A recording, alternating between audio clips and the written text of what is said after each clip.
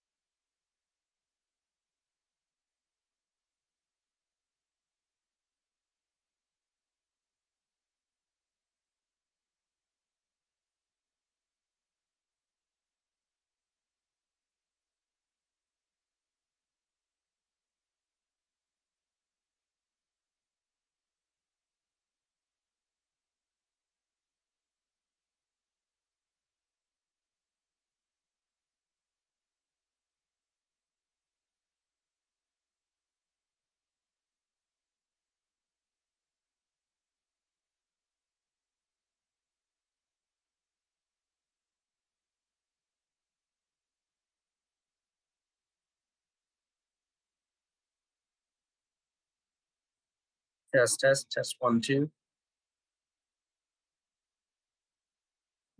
I hear you, Zach.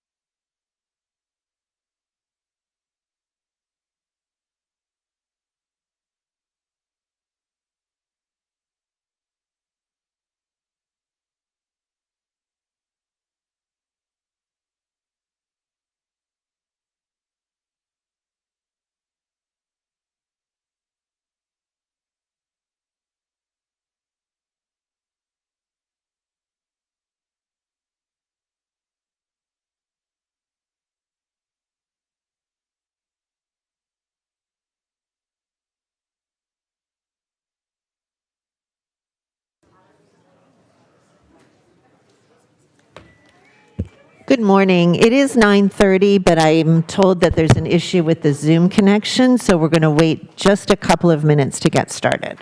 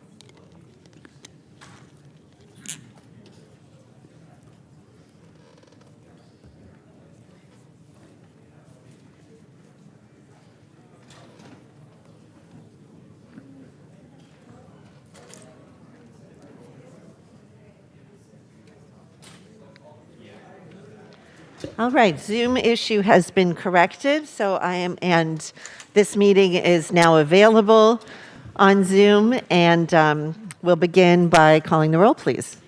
And good morning, Rhonda. Good morning. Supervisor Arenas? Here. Supervisor Chavez? Supervisor Semidian? Vice President Lee? President Ellenberg? I am here. And you have a quorum. Thank you very much. I'm going to ask our county executive to lead us in the Pledge of Allegiance, please.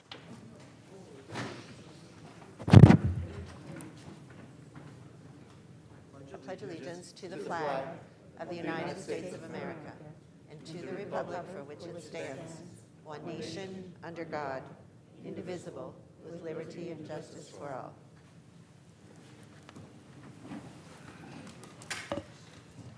This morning's invocator will be introduced by Supervisor Chavez.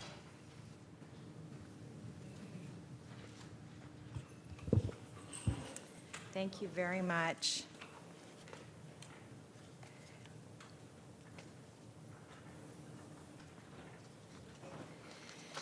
I am very honored to introduce our invocator, Reverend Etsuko Mikai May of the San Jose Buddhist Church, Betsuan. Her colleague, Senior Minister and Rinban, Gerald Sakamoto, has previously provided the invocation at 2 board meetings. Reverend Mikai May joined the ministerial staff of the San Jose Betsuan in August of 2019. She is originally from Oda, Shimaine, Japan, and grew up in a small temple in the same city. She graduated from Waseda University, and her major was English and English literature. She has an expertise in Buddhist liturgy and is interested in music and education. We are so honored to have you here with us this morning. Good morning, everyone. It is a great honor for me to deliver the opening of invocation this morning. Thank you very much for having me. With deep, compassionate listening and loving speech, I hope we can bring harmony to our families, and our communities can become communities of understanding, peace, and happiness. May we bring together our individual experiences and wisdom so that we can offer our collective insight and make the best decisions for the community and the people. As we conclude, I'd like to close with an expression of gratitude and appreciation. Namo Amida Butsu, Namo Amida Butsu, Namo Amida Butsu, Namanda Butsu, Namanda Butsu, Namanda Butsu, Namanda Butsu, Namanda Butsu. Thank you very much. Thank you so much. Thank you, colleagues. Thank you very much. We have a number of adjournments in memoriam this morning. I'll note that we're going to move 4A, which is the adjournment in honor and memory of Nancy Pyle, to after 4H. So I'm going to turn to Supervisor Semidian for the first of his several adjournments this morning. Supervisor.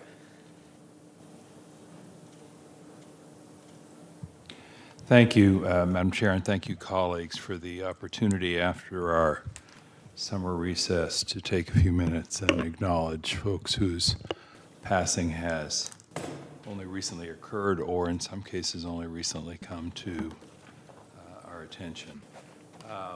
Some of you may have heard of Odile de la Bojardière. I spent much of my early days as a city council member in Palo Alto learning to correctly pronounce her name. Odile was a bit of a force of nature. She was a frequent visitor to our council chambers back in the day. She was patient but persistent about making sure that her name was properly pronounced. And I came to discover, as I heard from her, typically on issues of environmental protection, that she had lived a fascinating life. Odile was born actually during World War II in France, ended up in Quito, Ecuador with her family, where her family, I believe, moved so that her father could teach at university. She had relatively fluent Spanish throughout her life and switched comfortably between and among at least 3 languages that I knew. She went back after the war was over to study in France, and there met her husband, to whom she was married for 61 years. Was a scientist in our area working at SRI, which was then the Stanford Research Institute, on the Aurora Borealis, having done her dissertation work on the Crab Nebula. And I just think, sure, that's what everybody does. As I mentioned, she was someone who had a deep passion for our environment. She was herself an outdoors woman. She often led friends, family, and community members on hikes. I never went because I was told they're grueling and you don't want to go if you're not up to Odil's pace. So she is gone now, but she will always be remembered. Her contributions to community will always be remembered. My sympathies, our sympathies to her family and her survivors, including, but not limited to, son Cedric, who is an occasional commentator all these years later, following in the footsteps of his mother. A passing that actually took place some time ago, colleagues, late December of 2021, was that of Robert Hahn. And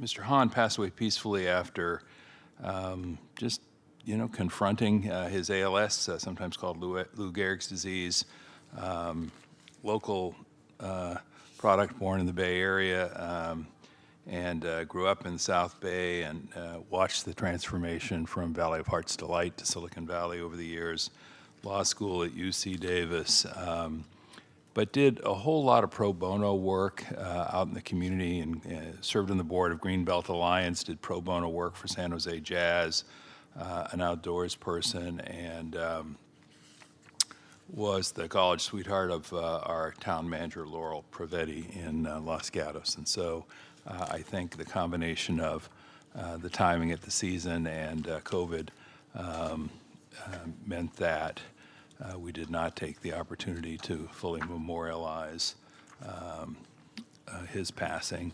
I do also want to say life well lived, and thank you to Joel Wolfberg. Joel was an appointee to the Behavioral Health Board, and we know how important the work Joel and his colleagues there has been and continues to be. Joel was a retired psychologist, a combat veteran, and served in the Vietnam War, was himself a disabled vet, and a person who just gave and gave and gave. I would also like to ask that we remember Joel by his sort of his watchword, his catchphrase, which was, "If we don't help with suffering, who will?" And that's kind of the way he approached his work, and certainly his work on our Behavioral Health Board. Also want to note the passing of Jane Booker, who was most recently of Redwood City, but as a former resident of our county. Jane passed away at the all too young age of 71. She was active, and I came to know her good works through Canopy, one of our tree planting and urban forest organizations. Again, someone with a remarkable life, how she made her way from Wilmington, Delaware, to West Africa as a Peace Corps member, a place that captured her heart for the rest of her life, business school in North Carolina, eventually to our part of the South Bay and Peninsula, working with the Lucille Packard Foundation, providing grant-making support to African reproductive health NGOs. She also worked, this may be when I first got to know her, with Design Response, an organization that provides interior design and facility enhancement to nonprofit organizations so that they can serve their clients in a way that is dignified and uplifting. She had a particular love of learning all through her life. She was faith-filled. In her 60s, she returned to school at the Jesuit School of Theology of Santa Clara University in Berkeley, California, receiving her Master of Theological Studies in May of 2022. Extraordinary person, and yet another one who gave a great deal through the world of nonprofits. Eugene Sharp, 91, a Palo Alto resident who grew up on apricot orchards in Mountain View, served in the United States Air Force, earned a doctorate in electrical engineering from Stanford University, and worked at SRI in Menlo Park, was vice president of technology for TCI, and someone who I have known for 45 years. So our sympathies to Eugene's family. Tay Gallagher, I'd be surprised if there was anyone in the room who knew Tay. Tay passed away June 24th this year at the age of 100.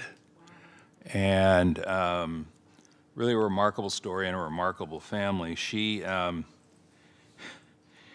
met her husband, Ned, who on a blind date. Ned was a lieutenant colonel serving in the United States Marine Corps during World War I, and found himself repatriated to the United States after 3.5 years in prisoner of war camps. And Ned himself was a faith-filled person, and so one of his daily prayers during his internment was to the Blessed Mother, asking that he would meet a wonderful woman with whom he could marry and raise a family, because he was nervous that, quote, all the good ones would be gone, end quote, by the time he returned to the United States. And Tay is proof positive that his prayers were answered. They were married for 68 years before Tay lost Ned. Ned predeceased Tay. They had 6 kids. Tay was a person who was always volunteering and giving back. And if you will indulge me a bit more, colleagues, I just want to tell you a personal story. Many years ago, I was in a tough campaign.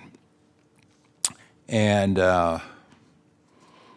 Tay knew me and my politics well. Her daughter had gone to high school with me at Palo Alto High. I think I can say without fear of contradiction that Tay and Ned's politics were a little more conservative than mine. And I found myself in a campaign where all of a sudden the hit pieces started to arrive. Now, I suspect many of us, if not all of us, have had that experience, and it's a queasy moment, and you wonder how people are going to reply or respond or react and what it's going to mean. And I remember the phone ringing at headquarters one day, and I picked up the phone, and it was Tay Gallagher. And I said, Tay, what's up? Well, I'm getting this stuff in the mailbox, Joe. I said, yeah, I know you are, Tay. She said, doesn't sound like you. What's this all about? And I explained the situation, the story behind the story. She said, all right, that makes sense. Thanks. That's all I wanted to know. Good luck. Goodbye. And I take the opportunity to share that because that's who Tay was. She had different politics than I did. She was more conservative than I was, but she also believed in truth. And she also had the determination to get to the bottom of it herself, to give people the benefit of the doubt, and if she had a cause for concern, to pick up the phone and find out what was actually going on. And I only wish in this day and age we had more Tays out there in the world who cared enough to get to the bottom of the story. That takes me finally to an adjournment in memory for Roy Lave. Roy passed away just recently after battling lung cancer. Former mayor of Los Altos, Mr. Los Altos, city council member and mayor back in the day, 1974 to 1982. But he was, along with his wife Penny, also a former mayor of Los Altos. The two of them, but Roy in particular was everywhere on matters of community. He was a founder of the Community Foundation that still serves that community in Mountain View to this day. He led the preservation efforts for the community theater where the Los Altos Stage Company exists. He was active in the local Rotary. The redwood grove that still exists is testament to his time. In fact, during his time on the council, the city council purchased the 6-acre Redwood Grove property along with land for the Heritage Oak Park, along with the 8-acre Hillview property on which the shiny new community center now sits. He and Penny were married for 63 years, and they were just constant companions. I saw them everywhere where good works were being done. And I mentioned the Community Foundation. Rarely does someone found a foundation, then serve as its executive director pro bono for 25 years. But that's what Roy did. He was a soft-spoken person, but a person of strongly held convictions. That said, he very much believed in consensus, and his commitment to community and his quiet determination will be missed by us all. Thank you, Madam Chair, and thank you, colleagues, for allowing me that regrettably lengthy list of farewells. Thank you very much, and for all, may their memories be a blessing. Supervisor Chavez. Thank you. I'm gonna, colleagues, I'm gonna do we're gonna do an adjourn for Nancy, and then I want to present her family with a commendation to recognize her accomplishments. So I'll start here and then see if any of my colleagues want to weigh in, and then I'll present the commendation to her family. So today, I have the privilege of presenting a commendation, but closing this meeting in honor of Nancy Pyle. I know many in this room knew her or knew of her, but I just wanted to share a few highlights in her memory.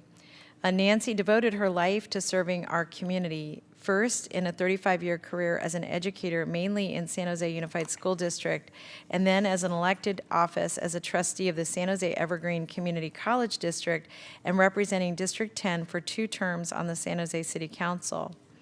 She was born and raised in upstate New York and graduated from Lemoyne College in Syracuse in 1960. She married her husband, Roger, and I'm so honored he's here today with her son, Jim, and moved to San Jose, which was our blessing. In San Jose, Nancy taught at Backrot, Carson, Erickson, and Schallenberger elementary schools, as well as Castellero Middle School. And just as a reflection, in the opening scene of A Man for All Seasons, the 1961 Oscar-winning movie about Sir Thomas More, the English professor and statesperson, More advises his protege, Richard Rich, to pursue a career as a teacher, saying he could be a great one. And the ambitious Rich objects, saying, "And if I was, who would I know?" And More replies, "You, your pupils, your friends, God, not a bad public that." And it's such a great reflection on who Nancy was to our community. She was a fabulous teacher. She had generations of pupils and their parents in San Jose.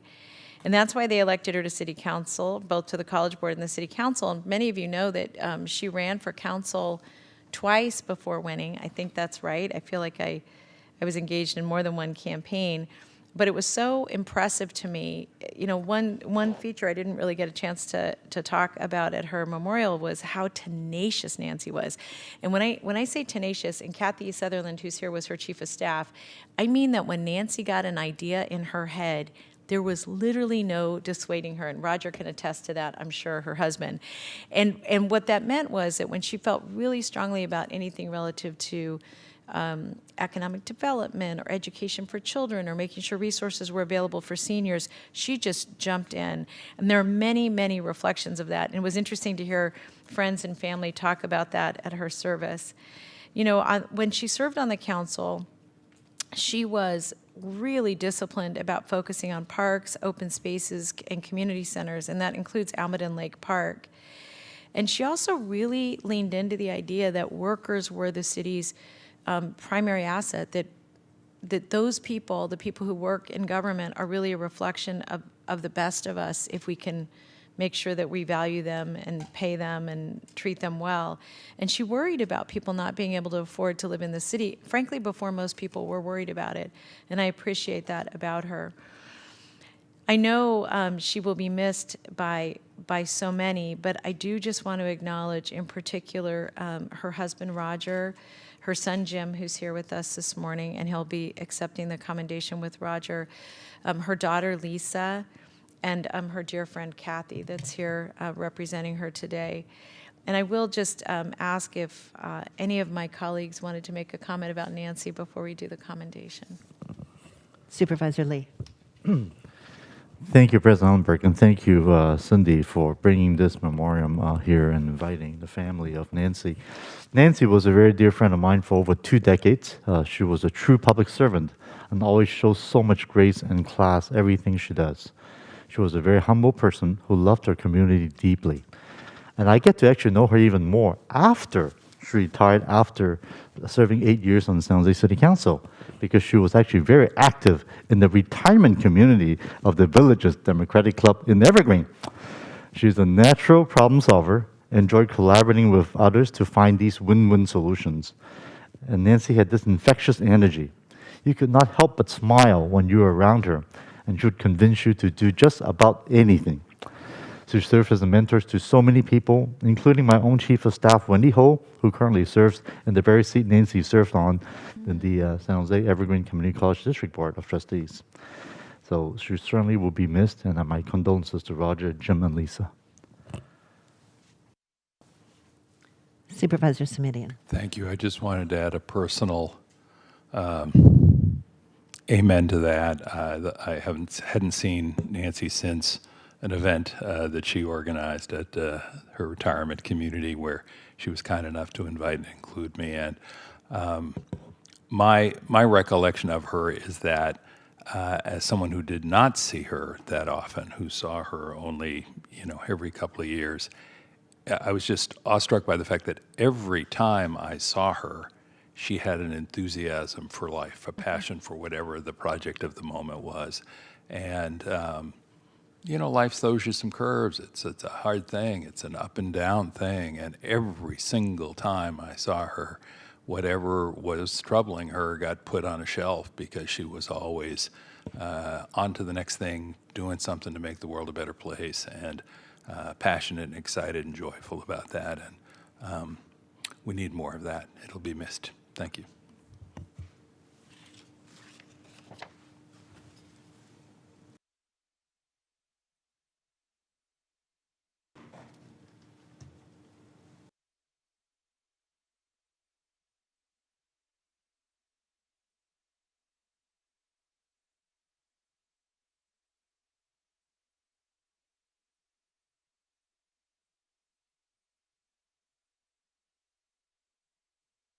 And Roger up, and Kathy, if you'd like to join us.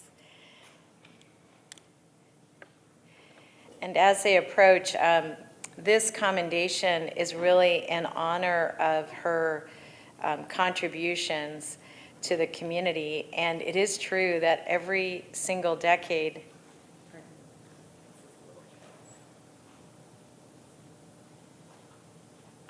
every single decade of Nancy's life, she was doing something else. And one thing I heard Roger remind me of the other night was her being a realtor. Also, like, she managed to be successful at so many things. But as I was reflecting on this commendation, it acknowledges some of her accomplishments in terms of making sure that we had one of the first Whole Foods in San Jose, and she really led the way to get streets paved and upgraded parks and soccer fields, which children love. And they won't ever know who to thank, but they're going to get healthier and learn how to be teammates and part of a community through all of that good work she did. But I was really focusing on her tenacity. And, and Nancy, for those of you who knew her, she really didn't like bullies. She did not like when people used power to harm other people. That was just not Nancy. So if you ever got between Nancy, something she believed in, or Nancy and somebody she cared for, even though she was tiny, tiny, tiny, you had no idea what was coming at you. That was a big mistake. And so today, I really, this commendation honors her and just says to you and to your family, a very sincere thank you for sharing Nancy with us, and a very sincere, heartfelt condolence for your incredible loss, because she was such a loss to the community. I can't imagine what your family must be experiencing. But we'd like to present this commendation on behalf of the Board of Supervisors to honor the incredible, tenacious, vivacious Nancy Fancy Pyle, as I learned, Fancy Nancy. So on behalf of the board, we're going to present this, and I'm going to ask my colleagues if they would come down and take a picture, and you're fine. You don't want to say, did you want to say anything or no? Nope, okay, all right. So we're going to say thank you for letting us share her with you. We'll do a group picture.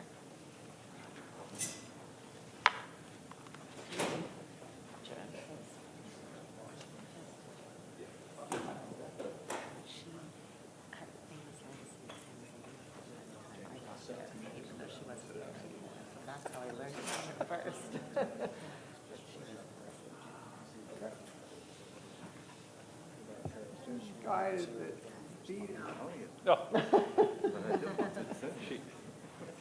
Only you and I know that story. Not anymore. Roger, why don't you get in the middle, you and Jim and Kathy. And Jim, would you like to hold this? Sure.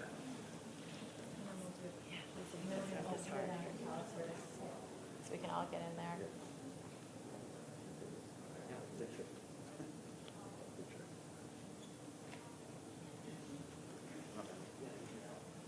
Try not to breathe. Kathy.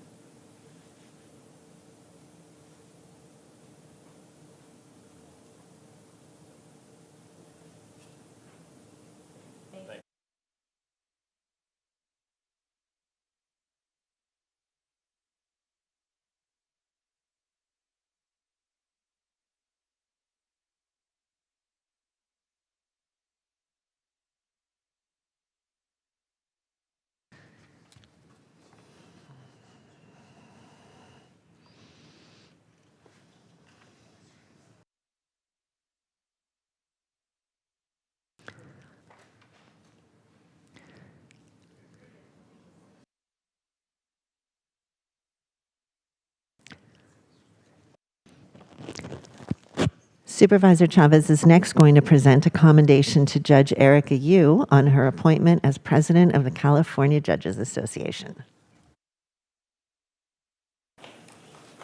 Yeah, let's give Nancy a big round of applause too, and her family. And I'm really grateful that that both Roger and Jim came today. That was very, very kind of them. So I'm going to invite up Judge Erica Yu. And for those of you who know, come on up, Judge. Thank you. We're so excited to be able to honor you today and your incredible career. And what we're honoring her today is her appointment to the Santa Clara County Superior Court. She made history. She was the court's first female Asian American Pacific Islander judge.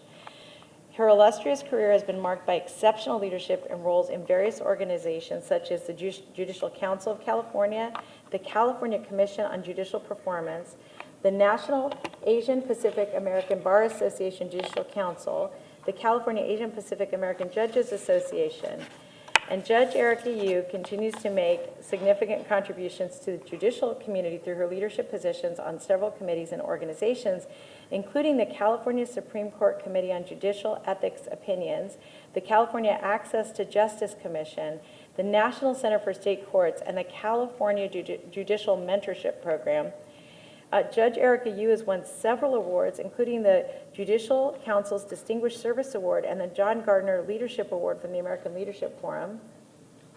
Big deal. Those are all awesome. The judge made history again when she, and this is really what we're celebrating today, she was elected the president of the California Judges Association on May 16th, 2023. Awesome. She is the first Asian American Pacific Islander woman to be in this position, and only the second time since 1929 that a judge from Santa Clara County was elected president.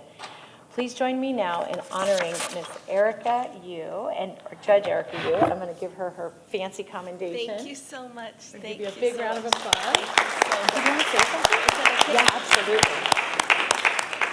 I just want to say thank you so much, and it's such an honor. In November of 2001, I was sworn here in this room, in this chamber, so it's so meaningful. I was sworn by Judge Tang Barrett.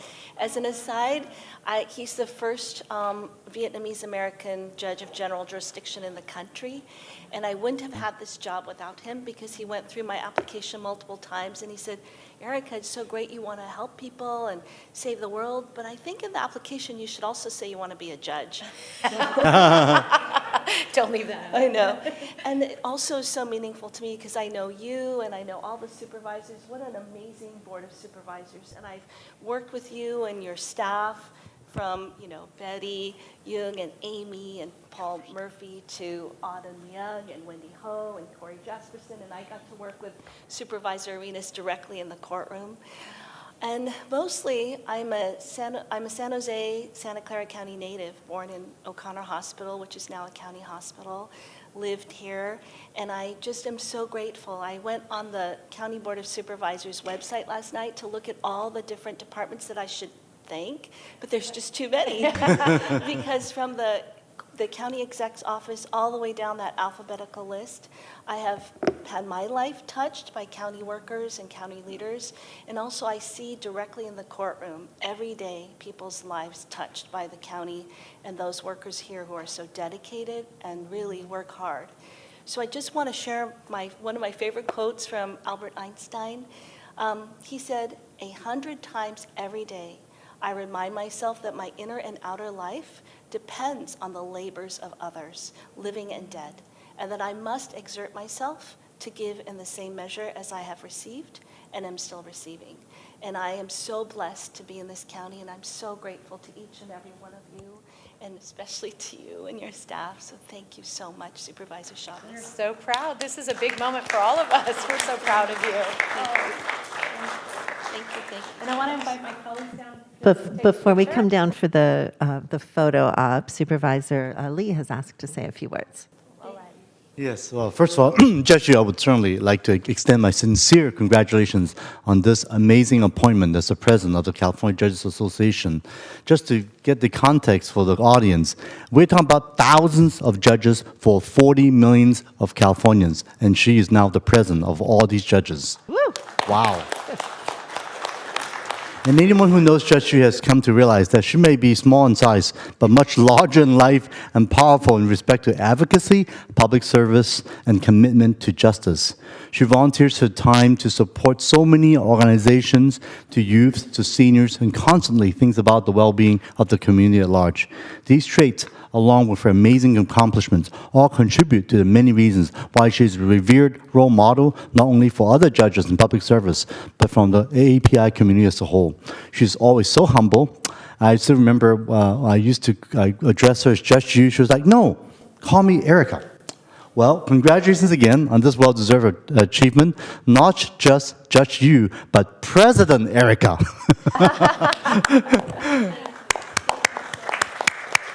And I'm really excited to see what you'll be able to accomplish at the CJA to help all the judges statewide to make justice more accessible to all. Thank you. And you'll have to remain there a few minutes longer because Supervisor Arenas would also like to make some comments. I would. You once said to me, and I call you Jerica because I could never call you Erica. Jerica, that's awesome. So it's a combination of Judge, Erica, you. But you said never forget that justice is what love looks like in public. Cornel West said that. And I can't imagine anyone more than you that symbolizes love and justice. And so your appointment as president is just so befitting. Congratulations.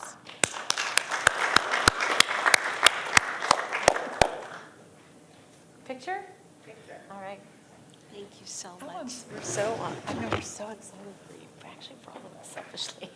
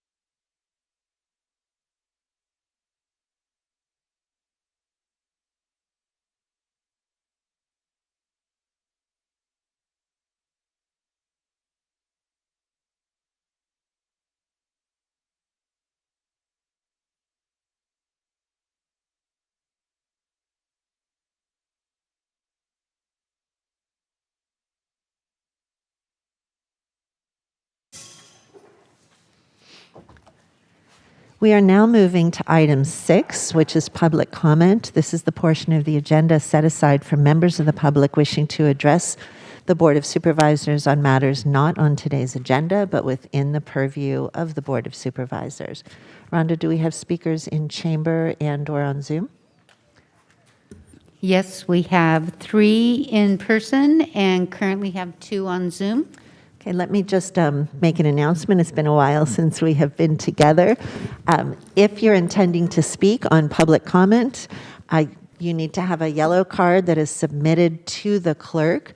The queue for speakers in chambers will close when the first speaker begins speaking. So again, if your intention is to speak on public comment, now is the time to get a yellow card over to the clerk. For those of you who are on Zoom, if you're intending to speak this morning, we welcome you to do so. We will close the Zoom queue when the first Zoom speaker begins speaking. I'm just watching back there. There seems to be a little activity around the cards, so let's just give that a few seconds, Rhonda, and then we'll begin.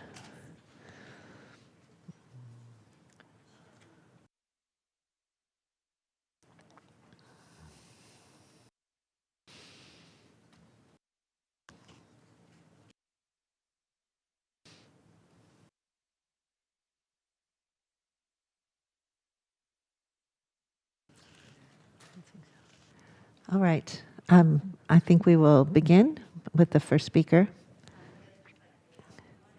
We will certainly include that card since it's gotten to a clerk. Thank you. We have 6 people, so 2 minutes? Yes, please. 6 in chambers and how many? No, we have 4 in chambers and 2 online. So yes, so that's 2 minutes. Thank you very much, Rhonda. Thank you. Our first speaker is Mark Trout, followed by Liz Lawler and Sherrill Jensen.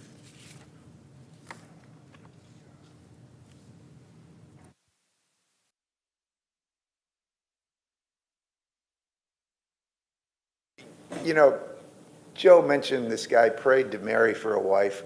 I was talking to a guy yesterday, because I'm an evangelist, you might say, to the Roman Catholics, the Muslims, the Jews, the Buddhists, and the Hindus. And I walk up to this guy, and he was actually praying the rosary. And I said, you know, you can't do that. I used to. I used to go to Our Lady of Mount Carmel. No one in the Old or New Testament ever prayed to anyone who was righteous, like Moses or Elijah. We know they're in heaven. They definitely went to heaven by the grace of God. But nobody prays to Moses after he dies. No one. No one prayed to Elijah after he flew up into heaven. But I wasn't even going to say that, but you changed my mind, because that is important to be said. There's only one way to God, and that is through Jesus Christ. Mary can't help anybody. We were taught she was more gracious and merciful than Jesus. But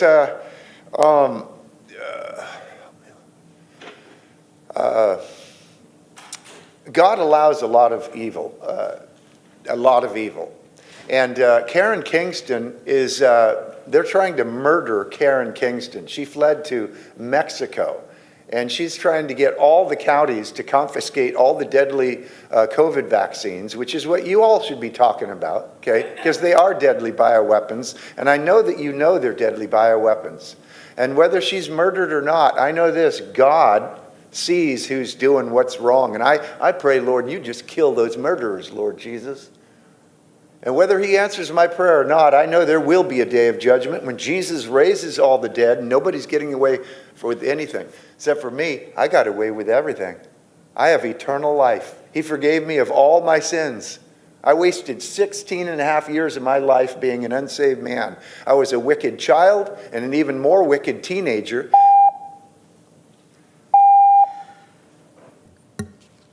Thank you. Our next speaker is Liz Lawler.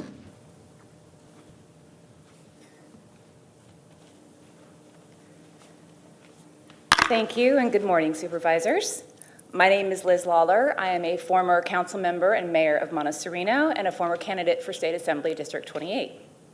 It was in my capacity as the latter that inspired me to come speak today in support of public comment made by my fellow candidate, Ted Stroll, to this body May 16th of this year. Mr. Stroll spoke about the costs of ballot statements to candidates. As a candidate, I was honestly shocked at how much my ballot statements cost for both the primary and general election, over $8,000 per election. It struck me then that only those candidates with the financial means or those backed by big donors or special interests could afford these fees. Other highly qualified candidates who are not in these two camps have little to no chance of being heard. It seems the candidates we are presented with have been, in a way, predetermined by fees alone. Mr. Stroll mentioned that the cost of ballot statements for assembly candidates in San Diego County were less than half of those for here in this county. And San Diego has twice the number of registered voters. Mr. Stroll also noted that many ballot statements for county offices here are subsidized, in part or fully, by the county, but not all. So in the interest of a healthy democratic process, something our county residents deserve, I ask the county to consider structuring a fee schedule that enables candidates for all offices that represent the residents of our county, and this includes state legislative offices, to place a statement on the ballot, regardless of socioeconomic status. Doing so will encourage a more diverse and representative group of candidates. Thank you. Thank you. Our next speaker is Sherrill Jensen.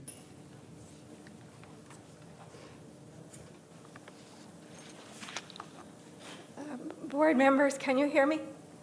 I got a hoarse voice. I'm here on behalf today of the bees and of all the work they do, and the birds and all the work they do, and the little green frogs that were in my creek that were killed by the fogging, and all the fish in Basona Reservoir which were killed by the fogging in 2014. There is no environmental impact report for the West Nile fogging. On January 8, 2018, Judge Timothy M. Frawley of the Sacramento County Superior Court issued a landmark ruling, and he ruled that the Department of Food and Agriculture violated the California Environmental Quality Act in 9 specific respects. Therefore, the court set aside the CDFA approval of the pesticide program and suspended further activities under the program until CDFA has certified an environmental impact report that corrects the violations of CEQA. I sent you a letter detailing this along with the judgment. Frank Eggers' North Bay Rivers won the lawsuit to stop the fogging. The court applied the judgment statewide. So why are they fogging again? I have seen no EIR, though I've signed up to be informed of any EIR progress since no valid EIR covers vector control's actions. As these documents show, every drop of pesticide fogged in the county violates CEQA. I have missed these frogs. The frogs used to eat all the larvae in the creek. And Thank you very much. Appreciate your comment. And our final in-person speaker is Sabella Lavulo.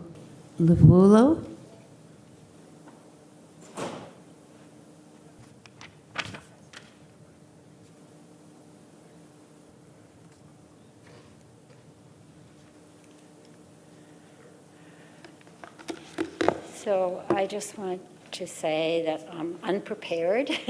I simply came not expecting to speak. I do have feelings about what Maui and Hawaii, and I don't know whether I arrived too late for a moment of silence for that or not. Was there a moment of silence for Hawaii, for Maui? Okay, could we take a moment now?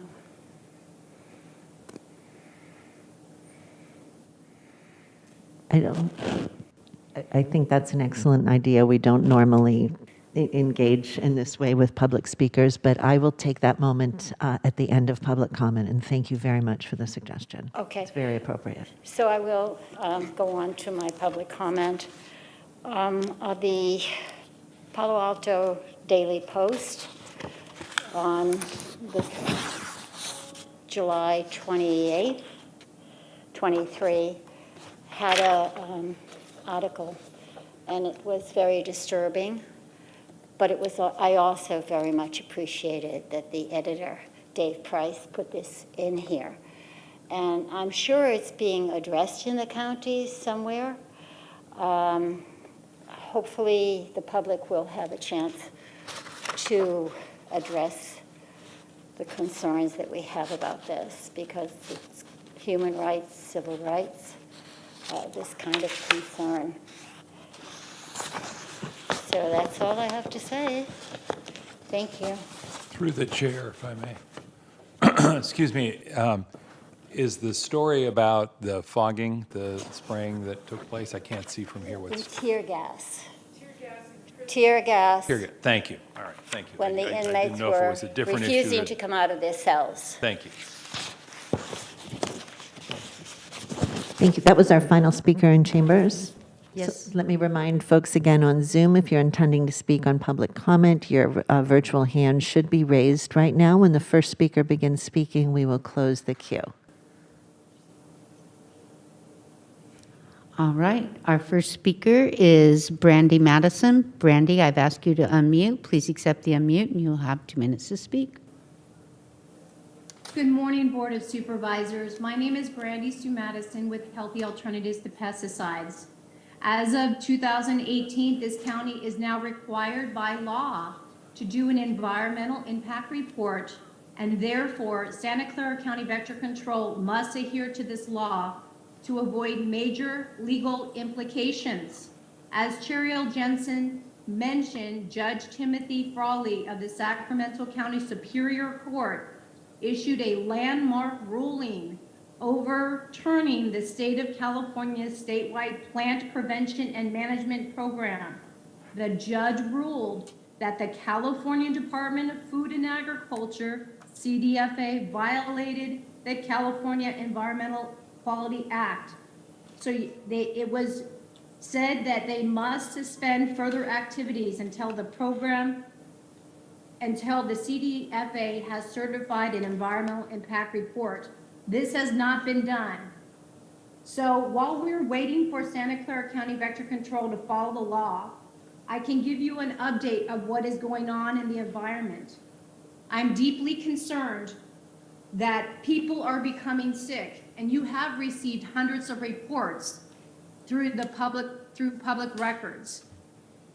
And by the way, anybody in Santa Clara County who has an organic garden, your garden is no longer organic once Vector Control sprays your neighborhood.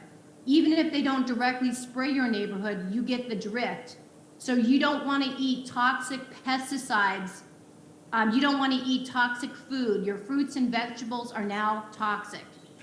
Board, we need you to do something about it, again, to avoid legal implications. Thank you. Thank you, and our final speaker is Edward Shrine. Edward, I've asked you to unmute.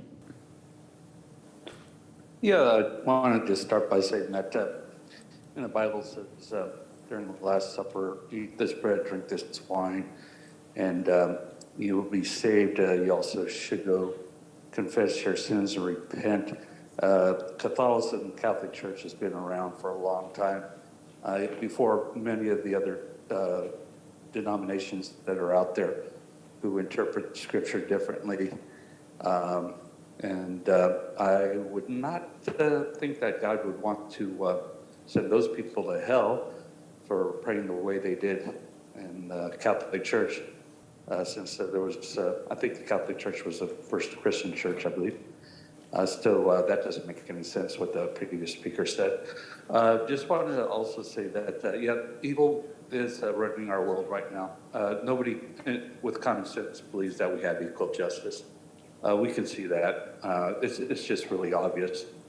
And it just depends on your political belief who's going to go to prison. We're living in a communist world right now, and we need to bring justice back, equal justice. This is crazy. Our children's future is just gone to crap. It really has. Then you got over 100,000 children dying from the COVID vaccine, shortly after the COVID vaccine in our country. This is craziness, what's going on. I know they want to lower the population of the earth, but this is ridiculous. And actually, we're below replacement rate. After the baby boomers all die off, we're going to have very few people on this planet. It's just crazy what's going on. Something's got to be done. I mean, you guys got to push for equal justice. This is craziness. I think some of you on that board should have common sense and realize that everything that's going on right now is just plain crazy. And that concludes our speakers. Thank you very much. In accordance with the very excellent and meaningful suggestion by our public speaker, I'm going to announce that we all take a moment of silence in memory of the dozens of individuals who lost their lives in the wildfires in Lahaina, for all of the surviving family members and loved ones who find themselves bereft of loved ones, bereft of their homes and the community that many have lived in for their entire lives.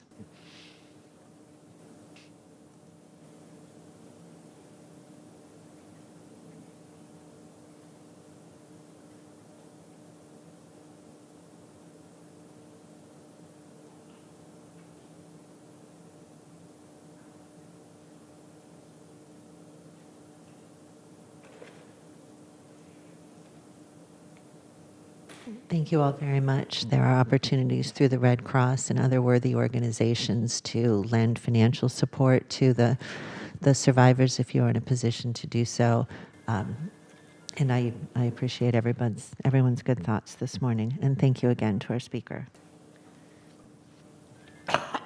Item 7 is approval of the consent calendar and changes to the Board of Supervisors agenda. I'll begin by asking the clerk to read the consent calendar as it currently stands. Thank you. We have a request from administration to hold item number 15 to date uncertain. Item number 15 is to consider recommendations relating to agreements with Rebecca Children's Services regarding providing a culinary training academy and cafeteria options. Correction from item number 26. This item should reflect a requirement for a 4/5 vote and should read as follows. Item number 26 is to approve request for appropriation modification number 19 for $73,744, increasing revenue and expenditures in the Social Services Agency budget relating to adding one unclassified instructional designer position in the Social Services Agency Staff Development and Training Program. 4/5 vote. Correction on item number 39. The item should read as follows. Item 39 is to approve agreement with the Service Employees International Union, Local 521, for period August 14th, 2023 through August 21st, 2026, that has been reviewed and approved by County Council as to form and legality. Corrections to items number 41, 45, and 48. The items should reflect a requirement for a 4/5 vote. Item number 41 is to approve request for appropriation modification number 45 relating to increasing the salaries of various classifications represented by the Registered Nurses Professional Association. Item number 45 is to approve request for appropriation modification number 40 relating to increasing the salary for the Assistant Manager Building Operations job classification, 4/5 vote. Item number 48, approve request for appropriation modification number 41 relating to increasing the salary for the Work Center Manager job classification, 4/5 vote. Request from Supervisor Chavez to remove item number 76 from the consent calendar. Item number 76 is to consider recommendations relating to funding from the City of San Jose for the County Office of Labor Standards Enforcement Community-Based Wage Theft Outreach and Education Program. Correction to item number 83, possible action A should not reflect a requirement for a 4/5 vote and should read as follows. Approve request for appropriation modification number 27 for $374,000, transferring funds from the Behavioral Health Services Department budget to the Office of Supporting Housing budget relating to providing supporting services at Vitalia Apartments. Request from Supervisor Chavez to remove item number 85 from the consent calendar. Item number 85 is to consider recommendations relating to providing homelessness prevention services through the Wellness and Housing Stabilization Program. We also have a correction to item 85, possible action A should not reflect a requirement for a 4/5 vote and should read as follows. Approve request for appropriation modification number 26 for $3,250,000, transferring funds from the Behavioral Health Services Department budget to the Office of Supporting Housing budget relating to supporting homelessness prevention services through the Homelessness Prevention System. Correction to item number 91AII. Item should read as follows. Item number 91, Supervisor Arenas appoints Shravya Raghav to the Youth Task Force seat number 16. Request from Supervisor Arenas to hold item number 93 to date uncertain. Item number 93, Supervisor Arenas nominates Stephanie Rocha for appointment to the San Martin Planning Advisory Committee, seat number 5. And that concludes the consent calendar update. Thank you. Do you want to make the Levine announcement, a Levine Act announcement at this time as well? Pardon me? Is it appropriate to make a Levine Act announcement at this time as well? Yes, my apologies. Items on the consent calendar may be subject to the Levine Act as indicated in the language on the published agenda. Any party of their agents must disclose on the record a contribution of more than $250 made to a board member as described on page 3 of the agenda. Participants who have a financial interest and their agents are requested to make a similar disclosure. Thank you very much. I will now look to my colleagues for perhaps additional Levine Act announcements and any other changes to the consent calendar. Supervisor Simidian. Thank you for that courtesy, Madam President. Indeed, as just indicated, we have been advised that certain items on the consent calendar may be subject to the Levine Act as indicated in the language in our published agenda. Specifically, we have been advised that items 20, 21, 22, 23, 24, 25, 31, 32, 33, 34, 37, 56, 57, 58, 59, 60, 61, 62, 63, 64, 65, 76, 83, 84, 85, 86, 87, 104, 106, 109, 112, 113, 120, 121, 122, 123, 124, and 125 on the consent calendar may be subject to the Levine Act. We've also been advised that pursuant to state law, any party or their agents must disclose on the record a contribution of more than $250 made to a board member, as described on page 3 of our agenda. I want to ask at this time that if any party or agent has made such a contribution, that they disclose that contribution immediately so that I may promptly recuse myself. I would also ask that if any participant in these proceedings as defined by the Levine Act, has made such a contribution, that they disclose that contribution immediately so that I may promptly recuse myself. And I would also ask that if any employee of the County Counsel's office or of the Clerk of the Board's office or any other member of county staff or any member of the public knows of any reason I should recuse myself under the Levine Act, that they please disclose that information immediately so that I may promptly recuse myself. And Madam Chair, the only other thing I would add is that while it is, of course, a matter of public record, I would like to note that since January 1st, 2023, when Senate Bill 1493 took effect and amended the Levine Act, I have in fact received various campaign contributions, which have, of course, been reported in full as required by law. All such reports are, of course, public, as I mentioned, and I would ask that if anyone has any reason to believe that any of those contributions were unlawfully made or received, that they advise me of that immediately so that I may correct the situation and ensure that the contributions that are not permitted are not subsequently given or received.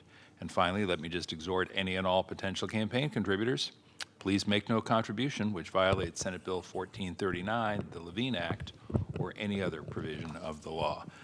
Madam Chair, I will also indicate that in a relatively brief period, I will be taking a printout, that is the hard copy, of all of the FPPC and or FEC reports, which I have been obliged by law to prepare and file for the first 6 months of this year, which is the first 6 months that the Levine Act has applied. And I will be presenting that information to both the County Counsel's office and to the County Clerk's office so that they may review the materials if they wish to do so and advise and inform me whether or not they think there are any conflicts with the Levine Act. Thank you very much. Other than that, I have no changes to the consent calendar. Just that. Thank you very much. We'll go to Supervisor Lee next, and then James Williams. Thank you, President Ellenberg. I just want to talk about regarding the consent calendar on the item of 58B to state that approve county sponsorship of United Neighborhoods of Santa Clara County, a 501c3 fiscal agent, on behalf of Berryessa Citizens Advisory Council. When the agenda was originally published, the Berryessa Citizens Advisory Council didn't have a fiscal agent to receive sponsorship at the time. So we're able to work with the group, and they were able to secure that United Neighborhoods of Santa Clara County as their fiscal agent to process the sponsorship. Thank you. Thank you very much. James? I wanted to make a comment on one item and one additional request of the board. Regarding item 15, administration's asked to hold that item to a date uncertain. There are further conversations that need to be had. Regarding that item, in the interim, we're also going to look at the possibility of a coffee cart, given the desire on the part of several folks for access to food in the building, and look at some other options in addition to engaging in further conversations with Rebecca's and labor partners. In addition, administration's requesting that the board hold items 41 and 42 to a date uncertain, with the hope that those will come back to the next board meeting or meeting shortly thereafter. There's a need for some further conversations with RNPA. And that concludes my requests of the board. Thank you very much. My two colleagues that have spoken still have their lights on. Any changes, any other changes to the consent calendar from Supervisors Chavez or Arenas? Supervisor Chavez? Thank you. I want to pull item 89 from consent, and it's in response to a document we just received regarding that item from the Office of Supportive Housing. Closer to you, Mike. From the Office of Supportive Housing, number 89. Okay, and keeping 76 and 85 on the regular agenda. Correct. Excellent. Thank you. Supervisor Arenas, any changes? Nope. All right. I have just a comment on item 89, and item 95, which is the District Attorney Military Equipment Use Annual Report and Ordinance. I'm going to vote to approve the report today. going forward, I would like to see some greater consistency in presentation between the reports submitted by the Sheriff's Office and the District Attorney's Office. As an example, the Sheriff's Annual Military Equipment Report that the board first heard in June detailed each use of military equipment in the past year, whereas the District Attorney's report provides a very high-level summary of all uses that generalizes what incidents in which the equipment was used in response. And I believe that documenting specifically what the equipment was used for, rather than a generalization, would provide greater transparency and allow for a more accurate assessment of whether the equipment is necessary, which is what state law requires the Board of Supervisors to do in response to this report. So I would like to make a request that next year's report from the District Attorney's Office provide a similar level of detail to the Sheriff's report prior to coming to the board for a vote. And that is all. So I'd like to, Supervisor Chavez? Thank you. I will make a motion to approve the consent calendar with the changes embedded and discussed, and want to make a comment on item 23. Go right ahead, please. On item 23, this is a retroactive agreement to provide summer camp and enrichment activities for foster youth, and it's a program that I'm very, very excited about. The one thing that I have not been able to ascertain is I saw that we're spending more money per child, which I think is great, which means they're going to more foster camps, but I would like to see the rules that we've given to the to our nonprofits in terms of the number of weeks and activities that each child can have. I think you gave that to us in an off-agenda report, and I would just ask if you could resend it, as I think I have a little confusion over the rules and want to make sure I understand them. Thank you, and it's a great program, and I do want to thank our partners. A lot of kids had a lot of fun, but more importantly, no brain drain this summer. You know, that's awesome. Thank you. Thank you. We have a motion by Chavez. Is there a second? Second. Second by Lee. Do we have public comments on the consent calendar?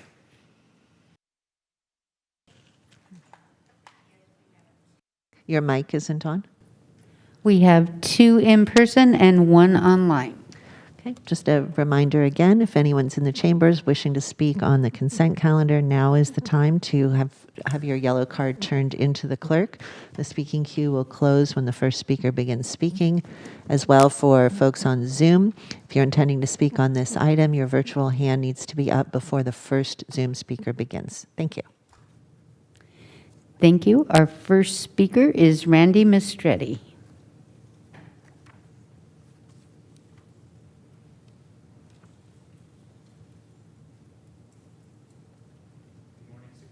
My name is Randy Maestretti. I'll be speaking to item number 42. I've had the privilege of working at Santa Clara Valley Medical Center for the past 15 years as a physician assistant in cardiac and thoracic surgery. It's been truly an honor to provide critical care services to the citizens of our beloved county, who entrust their health and their lives, as well as the health and the lives of their family members, to us every day.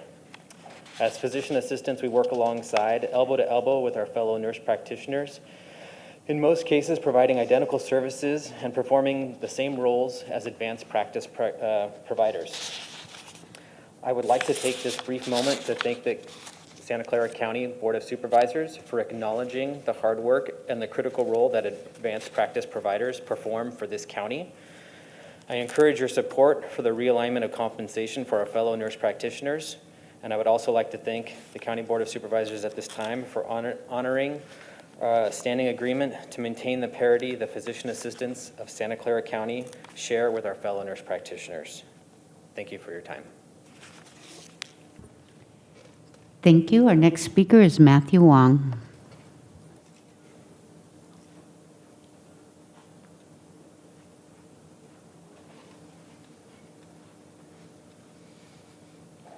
Mic here. Okay. Morning, Board of Supervisors.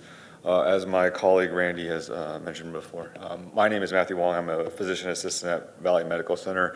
I would like to thank the board for agreeing to wage a realignment for the nurse practitioners to help compensate them for the tremendous work that they do for our community. I would also like to thank the board and remind them for honoring the memorandum of understanding of pay parity between the physician assistants and the nurse practitioners. We both provide excellent care to the underserved community of Santa Clara and both of our roles are integral to the healthcare system at Valley Medical Center and should be treated as such. Thank you for your time.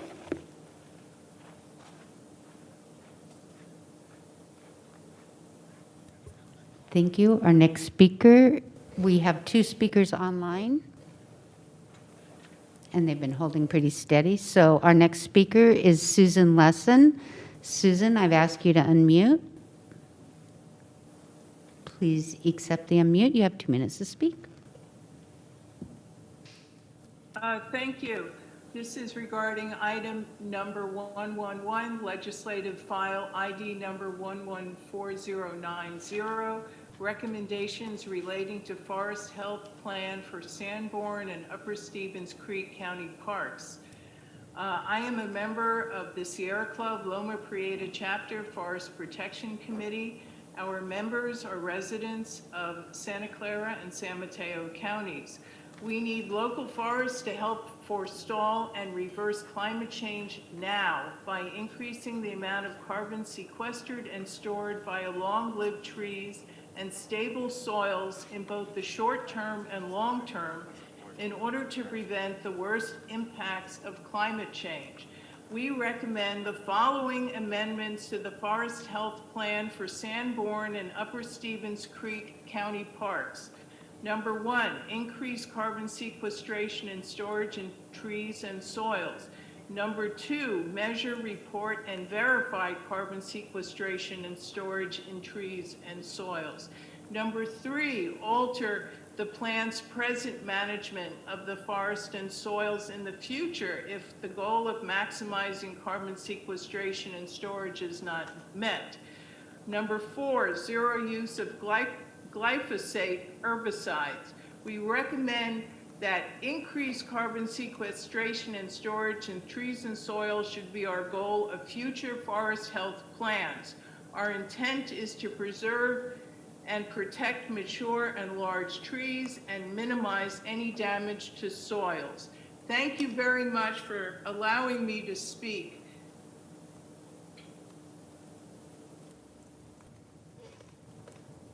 Thank you. Our final speaker is Kristen. Kristen, I've asked you to unmute.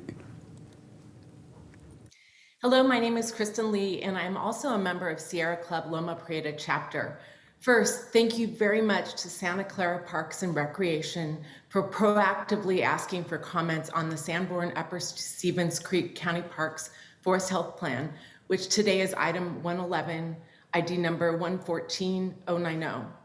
Second, we need to protect the mature and large trees and the soils in our forests to help forestall and reverse climate change.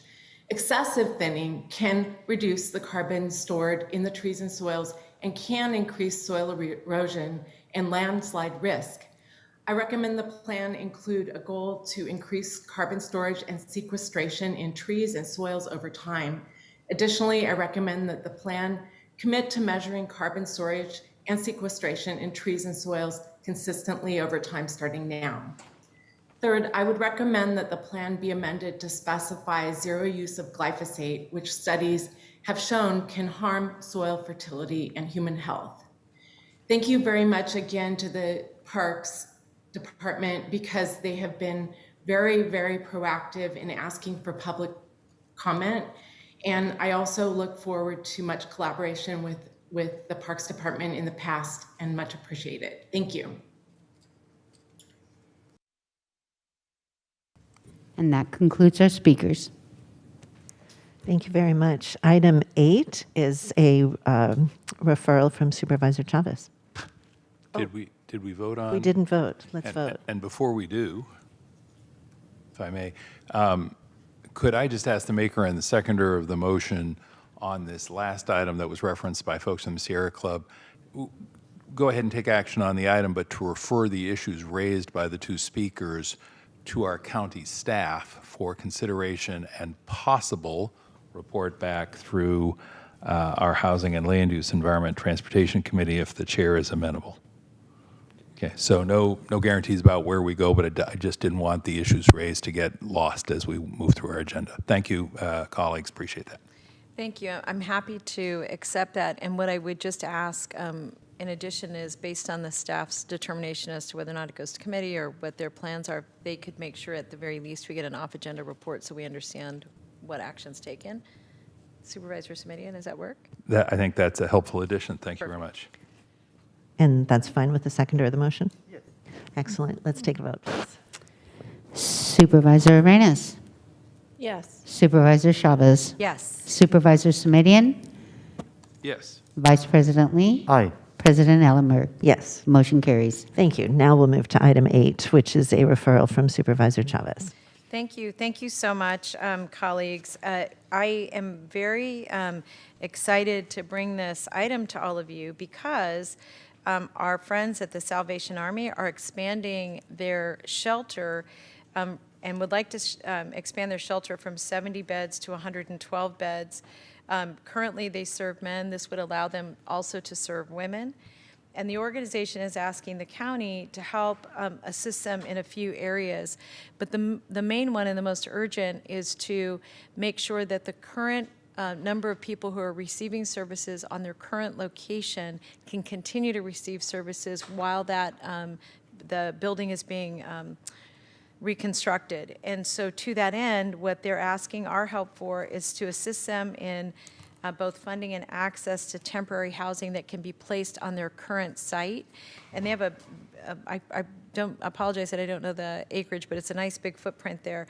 They're also interested in working with our staff to determine whether or not their site would be an appropriate place for long-term permanent supportive housing or other types of affordable housing. And I'm very, very excited about that. I want to confirm a point that the Salvation Army does not and will not preclude anyone from receiving services due to religion, race, gender, sexual orientation, or ethnicity. I'm so excited about this opportunity, and really the staff, to our staff, the recommendation is that we ask staff to work closely with the Salvation Army and the city of San Jose and come back to us no later than October 17th with recommendations on possibly how to proceed. One other point I want to raise, colleagues, is that the state of California has made interim housing available to cities across the state. The city of San Jose has been offered by the state of California 200 interim housing units, and they are looking for placement for those units. What I want to ask staff is if staff could, working with the Salvation Army, determine whether or not those interim housing facilities could be available to the site because they're already paid for, and the state is even interested in making the improvements to any properties to allow these interim units to be placed in those locations. So that would be my motion, would be to accept the referral before you. Happy to second. And I'm happy to answer questions of my colleagues. Supervisor Lee, did you have comments or questions beyond the second? Yeah, I just want to add or echo the comment of Supervisor Chavez. First, thanking her for introducing this very important referral. The Salvation Army, started back in 1884 in London, has long been a vital resource to our community, and they are also doing their part, providing all kinds of emergency assistance, including housing to the most vulnerable residents right here in the county. This referral talks about the shelter clients being displaced when these renovations are happening, and that obviously they will need accommodations until the project is complete. Increasing it from 70 to 112 beds of housing is absolutely the type of work that we need. And I certainly understand that the Salvation Army needs these during the renovation when they started, and I'm really hoping that the help that we might be able to get from the state funding some of these, working with the city, is exactly the type of partnership we need to make this a successful project. And then potentially, if we could reconfigure the land, there might be some opportunities for permanent supportive housing as well, which is also another area that we're so excited about. So thank you for bringing this forward. Supervisor Semidian.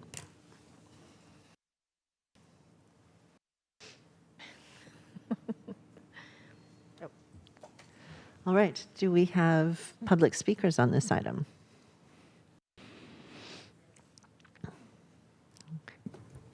Yes, we currently have 4 online speakers, but it any- looks like they may be moving. Do we have speakers in the chambers? We do not at this time. All right. For those of you who are on Zoom, if you intend to speak on this item, now is the time to raise your virtual hand. We'll give that a few seconds pause. When the first speaker begins speaking, the queue will close. So let me know, Rhonda, if the number looks stable or if it's still rising. No, it looks like it's stable. Okay. At what number, please? We have 4 people. Excellent. Let's offer 2 minutes, please, to each speaker. All right. Our first speaker is Morgan Dussault. Morgan, I've asked you to unmute. Please accept the unmute. You have 2 minutes to speak. Thank you so much. I'm a proud resident of Santa Clara County and come to you today as a client of the Salvation Army and voice of lived experience, as I'm one of thousands of individuals whose life has been fundamentally changed by the Salvation Army in our community. I found them when I was addicted and homeless more than 25 years ago. The Salvation Army is truly an army of hope. And they not only believed in me until I could believe in myself, but they walked alongside me until I could stand on my own 2 feet and wrap every single supportive resource and program around me so I was able to recover from addiction, repair my relationship with my estranged family, return to being a mother, and stand on my own 2 feet once again, equipped with all of the tools to realize my full potential and go on to live a productive, stable, and self-reliant life. Not only did they restore my life, they restored my hope. Over the course of my now 25-year relationship with the Army, I have been a client, a board member, and now staff, and I can say with great certainty that they operate with utmost compassion and integrity and are tremendous stewards of resources.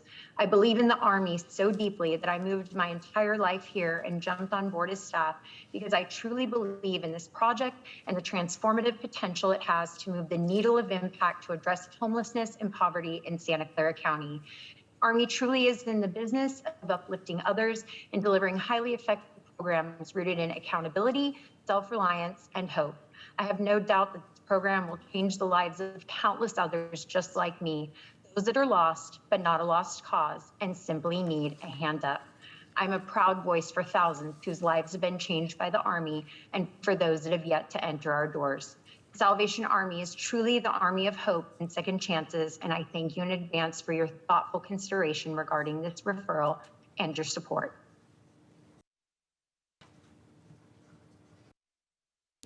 Thank you. Our next speaker is Keith Goodwin. Keith, I've asked you to unmute. Please accept the unmute. Thank you. Yes, I'm Keith Goodwin. I currently serve as the chairman of the advisory board for the Salvation Army of Silicon Valley. And I wanted to share that it was about 5 years ago, after the completion of a really in-depth community needs assessment, that we launched our building renovation and the associated capital campaign for our 4th Street campus, focused on expanding our capacity to help address the homelessness crisis in the county. We've actually defined 3 phases to our project, which we call Pathway of Hope. Phase 1 being the renovation of our Manual House facility, which you referred to, and our request to you for support for temporary shelter funding. I personally want to thank you for your consideration of this proposal. But I also wanted to share that phase 2 of our project is focused on raising the funds to build permanent and or supportive housing on the site, specifically targeted toward families, seniors, and youth. And that, again, was referred to earlier. That'd be great. To date, we've actually developed conceptual drawings for permanent supportive housing on the site, as well as we've been exploring several building options and potential collaborations, and we look forward to potential closer collaboration with you going forward. Phase 3 of this project is actually focused on renovating our existing community center facility, which was built in the 1960s there on 4th Street, which will allow us to expand our capacity to deliver our existing family, senior, and youth programs, but also, really importantly, delivering new services in support of those living in our future housing facilities. In summary, we believe we can do more to help address homelessness. We have the land available to expand our current campus as a Thank you. Our next speaker is Joanne Price. Joanne, I've asked you to unmute. Please accept the unmute. Okay, good morning, Board of Supervisors. I'm Joanne Price. I'm co-founder with Dignity Moves that specializes in developing innovative interim supportive housing solutions. And I just want to applaud Morgan, the first speaker, for her speech today. We have built hundreds of these units across the state of California and have 17 new communities in the pipeline, as more and more cities are recognizing the critical need for these immediate solutions to be part of the housing continuum. And in fact, after delivering a hugely successful community in downtown Santa Barbara, the county asked us to partner to close its entire shelter gap in an initiative called Dignity Now. That was launched in January, and so far we've raised $12 million of a $20 million fund, with the second project under construction and the third in design. We are also working with the City of San Jose to bring a 150-unit community fully off-grid. For interim supportive housing to be successful, in addition to thoughtful design through a trauma-informed lens and attention to detail, we have found the experience and capacity of the service provider and operator is absolutely essential. You could not ask for a more experienced and dedicated service provider than the Salvation Army Silicon Valley, who are highly respected in the community, deliver results, and have the ability to transform lives, as we've heard this morning. This funding opportunity is more than just a one-time grant. It can be leveraged to create even more opportunity and transform hundreds of thousands of lives over years to come. Thank you for your consideration.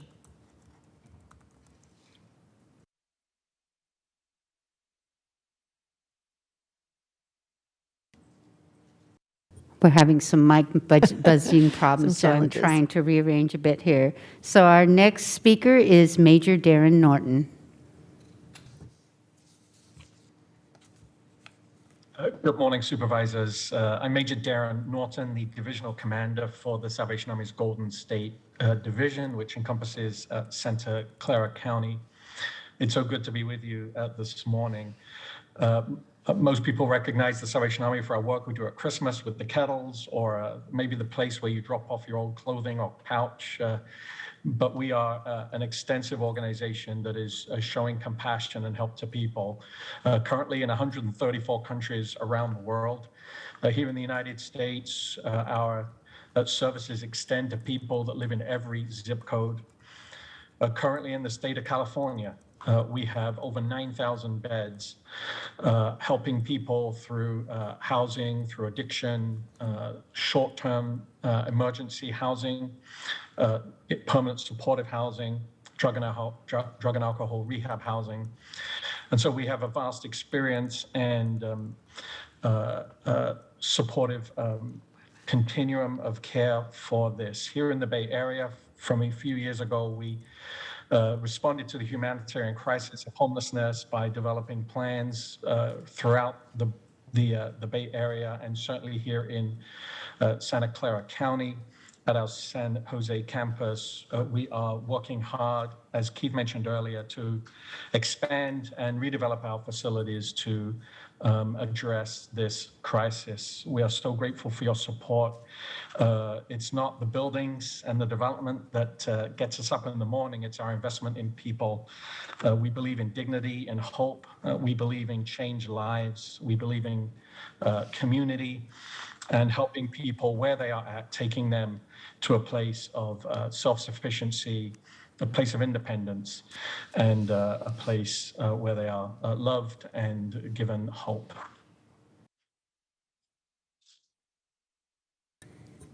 Thank you. That concludes our speakers. Thank you very much. We have a motion by Chavez, a second by Lee. Let's vote on this item, please. Supervisor Arenas? Yes. Supervisor Chavez? Yes. Supervisor Samedian? Vice President Lee? Aye. President Ellenberg? Yes. Thank you. Item 9 is also a referral, this one brought by Supervisors Chavez and Samedian. Thank you, Madam Chair, and thank you, Supervisor Chavez, for joining me on this referral. I think board members are aware that in recent years, last couple of years in particular, the SAFE program, the Sexual Assault Forensic Exam program, has grown significantly with the addition of new program locations as well as important new services. And unfortunately, the data collected by the program demonstrates pretty clearly that there's a continuing and growing need for the services. Having done the good work that the county and its partners have done during these last couple of years, it's obviously essential that folks across the community know that the services exist, that they know how to access them, that they know what to expect from the experience if they one day need to use them or simply refer someone to the services. That's why this referral asks that the administration engage with and gather input from a whole host of different groups, a wide variety of stakeholders, including survivors where possible and appropriate, to figure out how we can get the information out to as many folks as possible and communicate it in the most accessible and helpful way possible.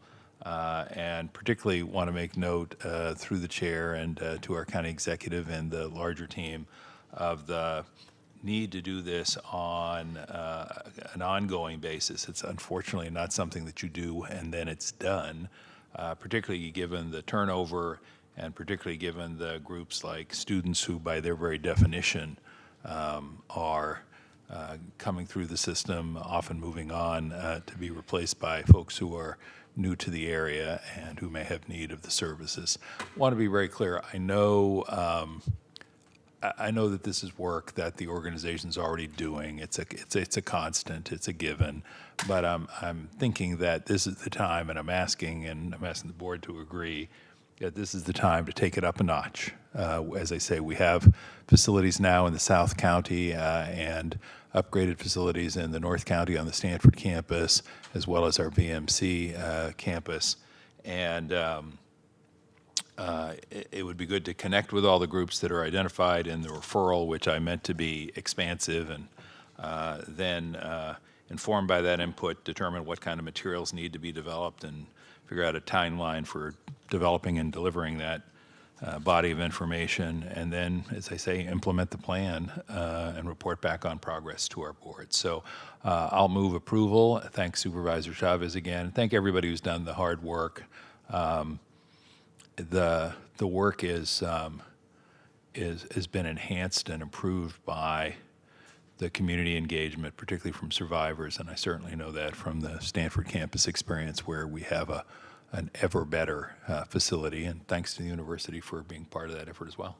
Thank you, Madam Chair. I'll make a second, and I just wanted to say to Supervisor Simitian, thank you so much for keeping your eye on the ball and including me in this effort. And in addition, I think the referral does a very good job in outlining options. I know that there have been ongoing meetings with our Office of Gender-Based Violence on looking at these systems, and I think this external system is one that really needs to be picked up as well. You know, one point that I apologize that I neglected to include in my thinking about this, and that is that it's really very important, obviously, that we're thinking about communication in different languages. And I think one point that, and I know that's a natural for Supervisor Simitian, but I really want to highlight that as we think about the outreach plan. And one point I wanted to make that Supervisor Simitian, you know, when we were expanding into North County under your leadership and really South County as well, that this also gives our healthcare system an opportunity to introduce themselves to the surrounding community. And I think that's going to be particularly important in in South County. So this gives us opportunities to continue to do communication and outreach in that community. So I'm very much looking forward to the staff's response to this and would urge a yes vote from my colleagues. Supervisor Lee? Yeah, first of all, I just want to say thank you for both my colleagues, Supervisor Simitian and Supervisor Chavez, for this important referral and all the amazing work that's been done to get this SAFE exam program working. And then this, we've worked for the past, I guess, good 2 years now, right, to figure out what this dedicated versus, and so, I mean, at the end of the day, I think we really have a great space now, and Stanford get a chance to visit it, and happy to see how much hard work is being done, and looking forward to getting these type of spaces also established at St. Louis and other locations throughout our county, which is what's truly necessary.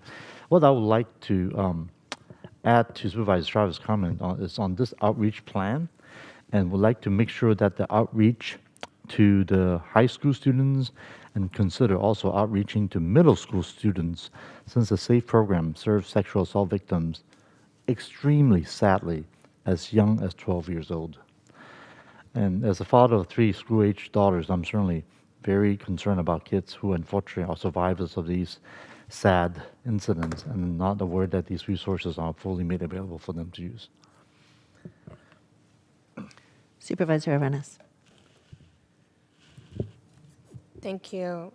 Earlier this year, we received a report from the Office of the County Execs relating to a comprehensive assessment for educational institution. This is the Title IX assessment of K-12 and post-secondary institutions. And so I know that there's work already in the pipeline related to sex and gender-based harassment and sexual assault under that Title IX for our educational institutions, and so I'm wondering how we are going to align this work so that we can maximize our resources and understand some of the, maybe the campuses, their responses, their gaps, and the trends that they've taken note of. Just in response through the chair to that, I think that's a really excellent point, and I was thinking actually a lot about that, even with what Supervisor Lee raised, because we provide different types of services, as you know, also with our Child Advocacy Center now, which we didn't have actually when we started on the investments we were making in these programs. So one recommendation I would make is that when this goes back to staff, that it's inclusive not only of the Office of Gender-Based Violence, but under the leadership of the county executive, Sylvia Gallegos, that the consultants that we've hired to help us with Title IX be engaged in this discussion to help us think about communication strategies in a more robust way that do in fact align with the work that's happening now relative to Title IX. And the other thing I'll just remind my colleagues is that the work being done with Title IX is inclusive of the colleges as well. Right. And I think one area that I have been feeling like we've been a little remiss is with our community college partners. So if we could attach Sylvia to this referral, I think it might close some of those gaps. And thank you for reminding me about that. Absolutely. I think the other thing that I wanted to just remind folks is that because we have these SAFE program or SAFE exam programs at different parts of our county, that different parts of our county represent different populations. And so I'd love to see how that outreach also is personalized to those particular trends that we see. For example, I know that for South County, you would see a lot more Latinas impacted and under the age of 13. And so this goes in line with what Supervisor Lee was saying about extending some of our education efforts to younger crowds as it is appropriate to provide the outreach. So that we can make sure that we are targeting those folks and those populations in a culturally age-appropriate and recognizing the trends that are happening as well. And I think we also need to take a look at who isn't reporting, right? And I think we have a large Asian community in our county, and I know that we've noticed an absence of reports from our Asian community, and so that also speaks volumes about what we need to do. So thank you.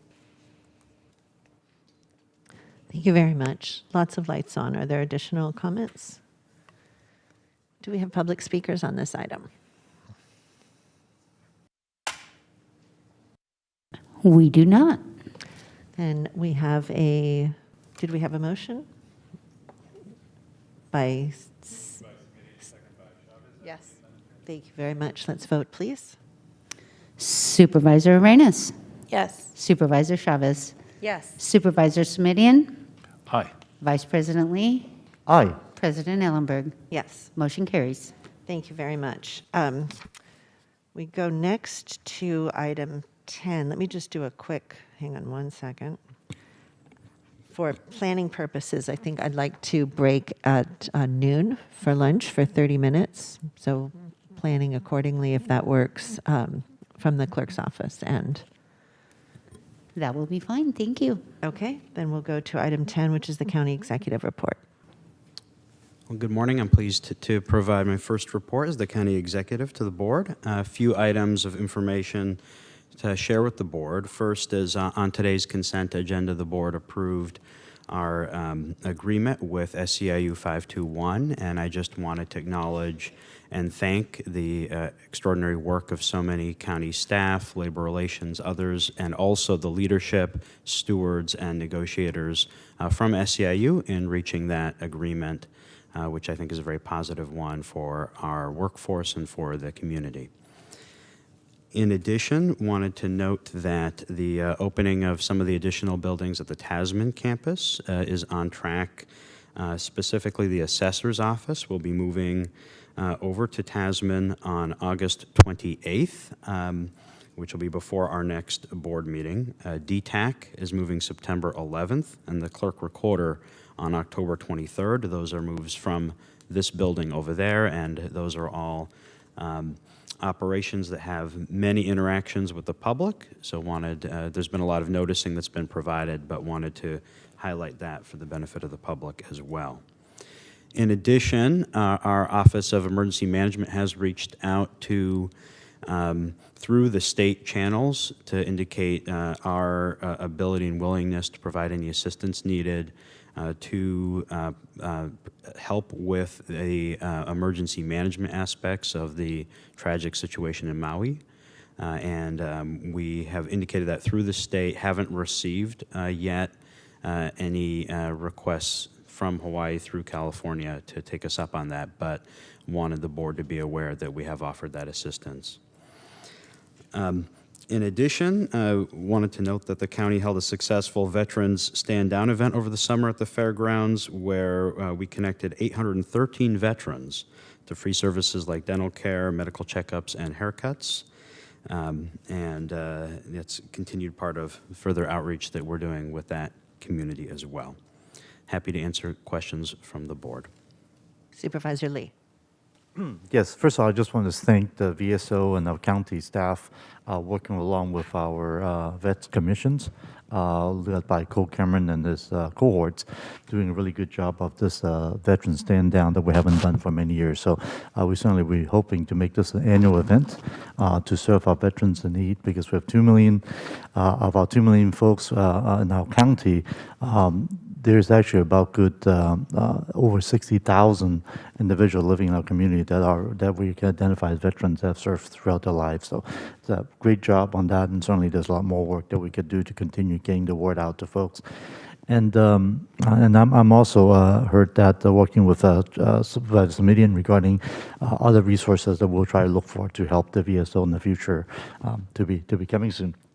In the meantime, as many of you see how many of us are wearing masks up here, we are noticing there's an uptick on our COVID cases now in our communities, and especially even here, right here on 70 West Heading on the 10th floor.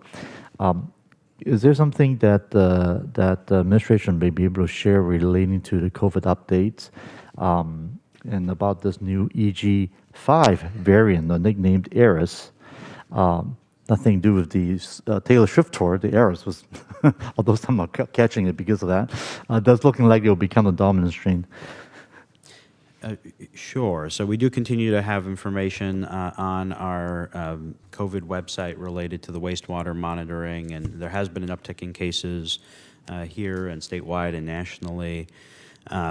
There was some recent news reporting about the recommendations from our health officer, Dr. Cody, that folks are encouraged to voluntarily, but encouraged to mask indoors, especially in larger gatherings, given that uptick in cases.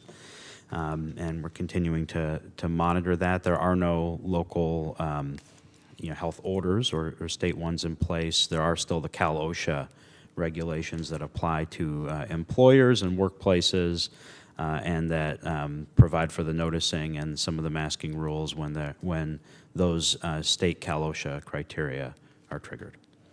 Great, thank you, James.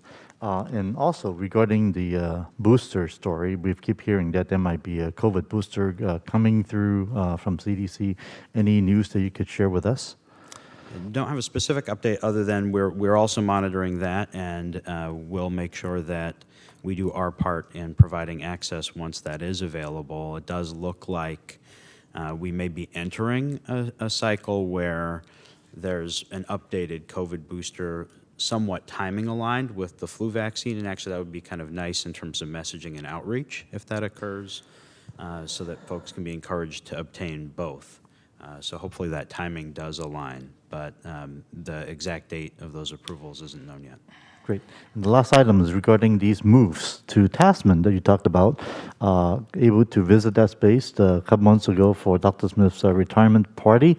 That's a really beautiful site, and so we're looking forward to a successful move.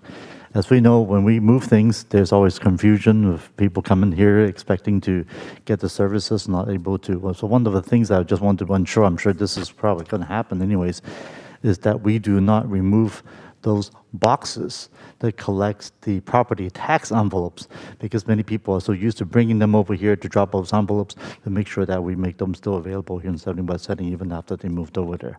Yeah, so each of the affected offices is doing a significant amount of noticing. I'm sure you've all seen some of the noticing here in this building, in addition to other public noticing and big announcements on the websites and so forth. And I know that each office has made appropriate plans to deal with folks who may still continue to come to this building for some time, not being aware of that relocation, including very specific plans associated with the property tax collection process.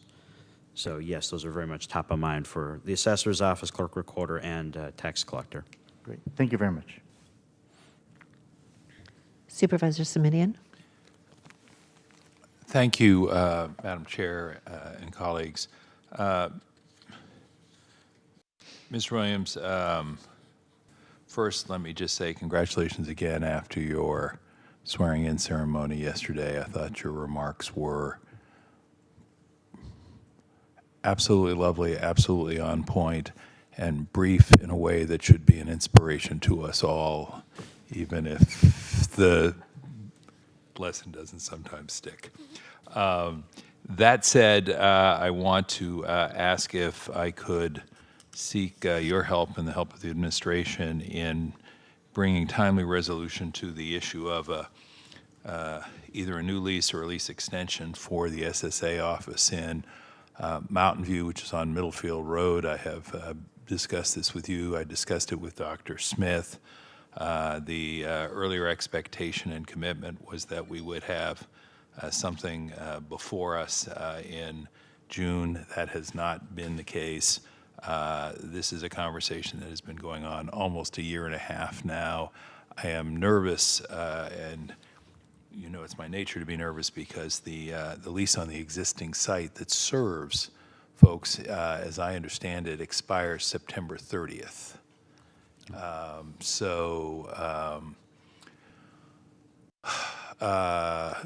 Staff continues to say we're working on it, and I am sure that's the case. But we either need to fish or cut bait on a site, and as you know, there is a literally 25-year history of threat to the location of services for folks in the SSA world who are the neediest among us. So thank you for that. Yes, I am making inquiries of FAF staff, and we'll get back to you with a specific date for you to be able to expect that lease on the agenda and recognize that it's a very important site to continue to provide services in that location. Thank you. I do have a string of emails that go back a very long way. The most relevant one at the moment is probably the one that indicates that Facilities and Fleets indicates that they expect to bring the lease amendment to the board sometime between September 19th and October 17th. That's certainly manageable, but as I say, we're cutting it awfully close, and we need a site. Thank you. Enough said. Appreciate your help.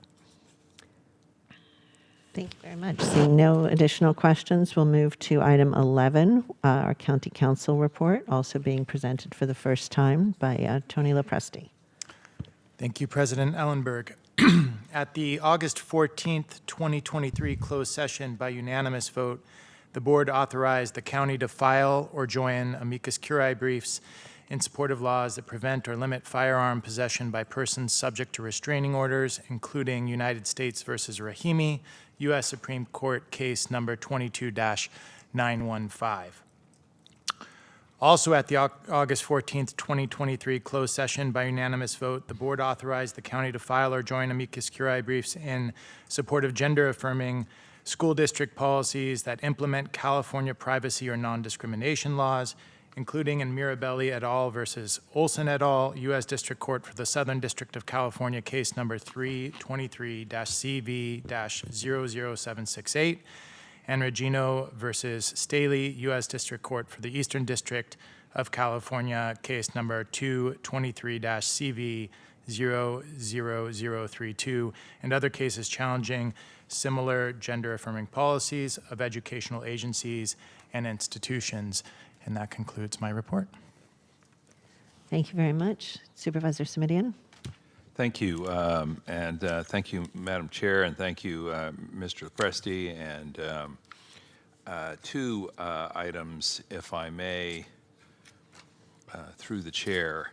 The first is, I just wanted to confirm, Ms. Lopresti, since we've had a change in chairs over there, that I think the newly adopted policy of sunshining large tort settlements will mean that the first of the mandated reports is scheduled for September 12th. Does that sound right to you?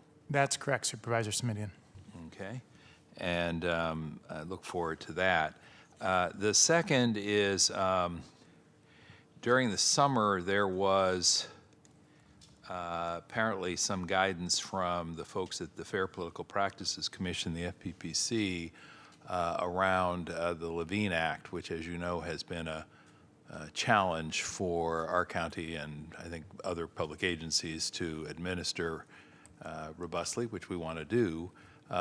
Is there anything that you would share with us or encourage us to look at? And then I have, as is my wont, a couple of questions for you.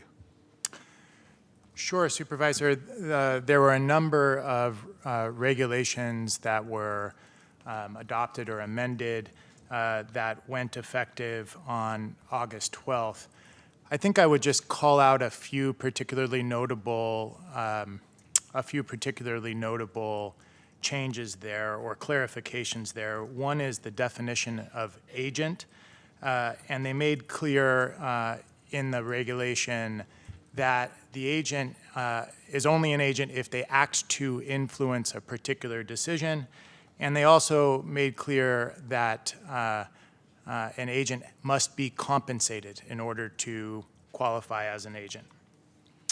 I would also just point out that the definition of pending was amended or clarified. It's a different definition for a party versus a board member. So for a party, a decision is pending, a matter is pending at the point of application.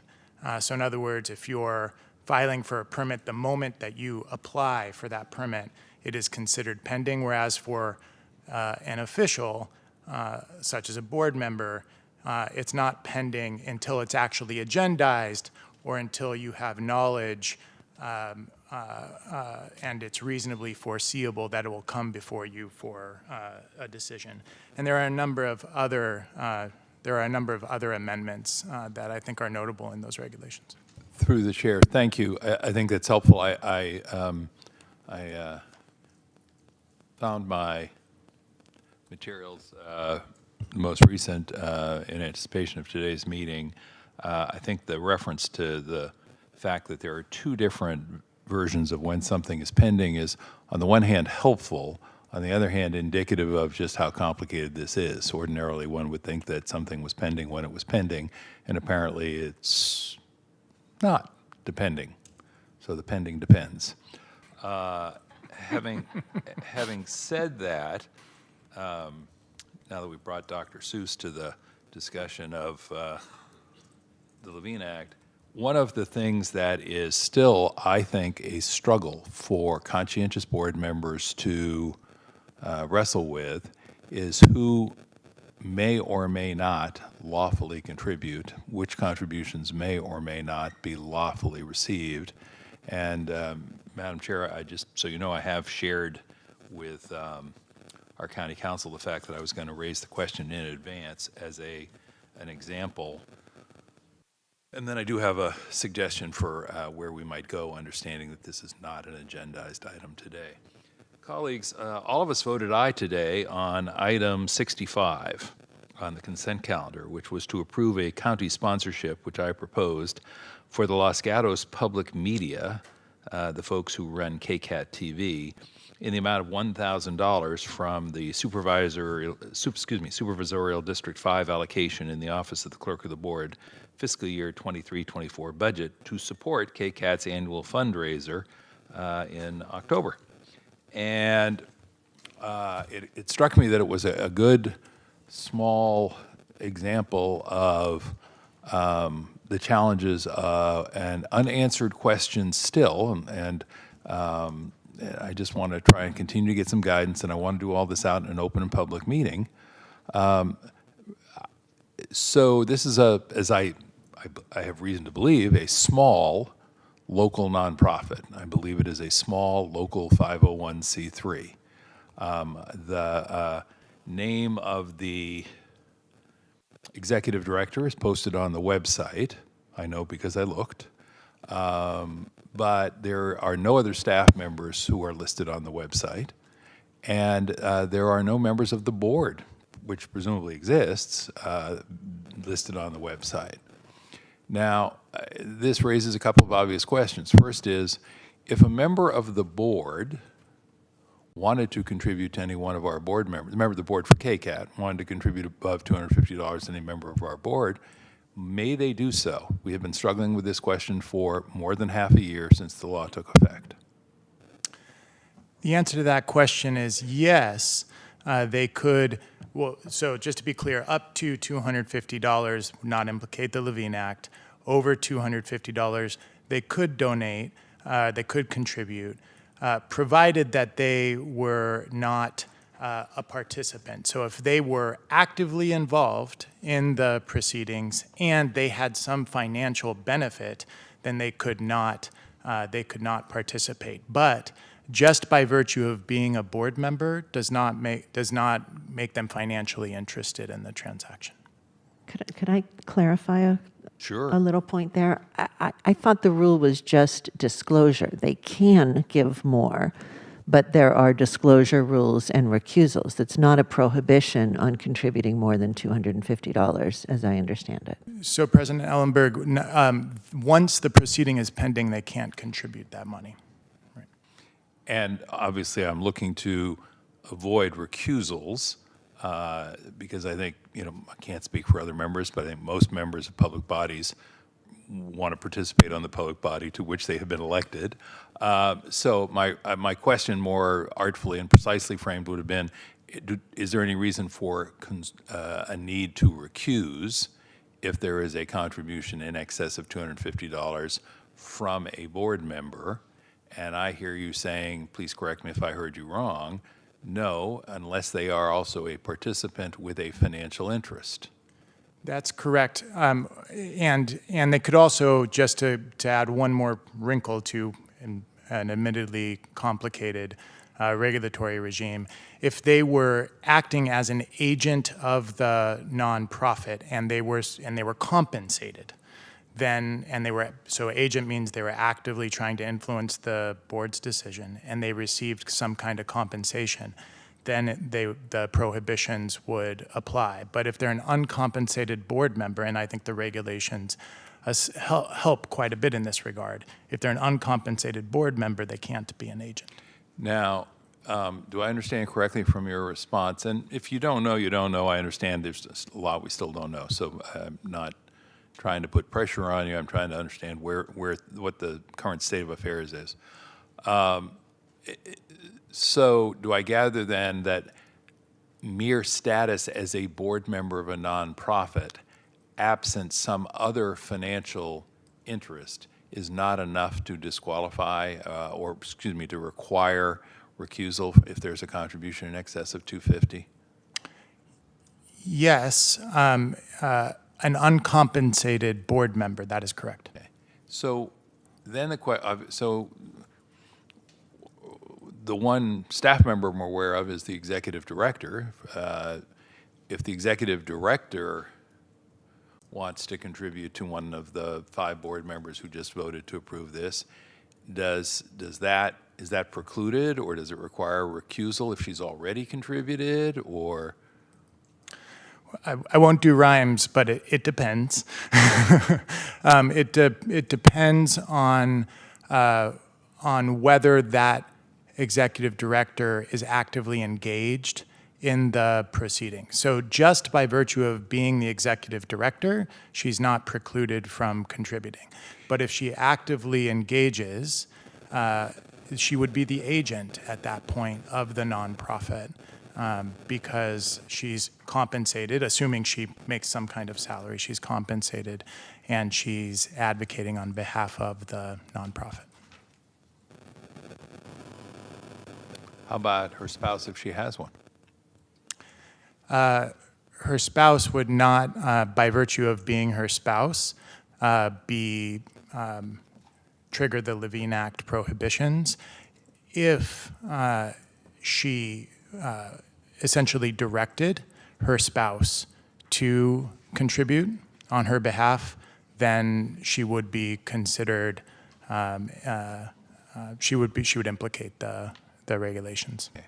I'm going to stop there, Madam Chair, because I think what this conversation indicates is that there are a number of hypotheticals, also known as what about this and what about that, that it would behoove us to ask our counsel to send off to the folks at the FPPC, and I will have my office and I will work with county counsel to try and pull some of those together.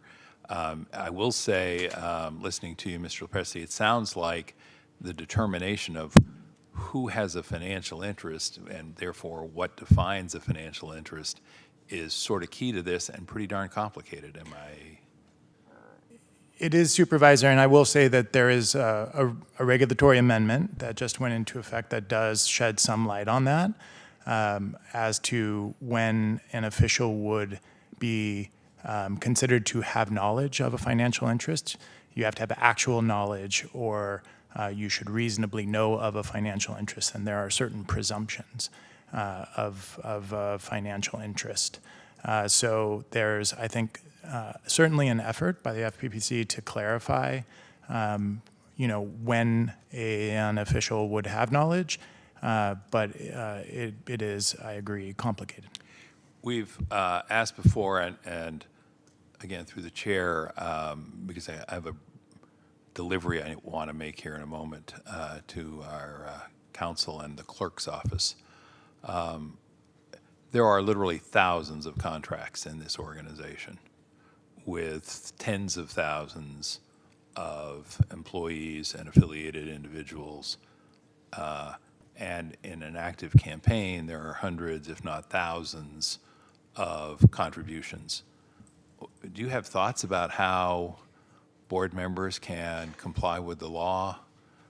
Because I'm trying to think what the practicable way of analyzing every $300 contribution that comes in the door is vis-a-vis the thousands of contracts, many with nonprofits that come in?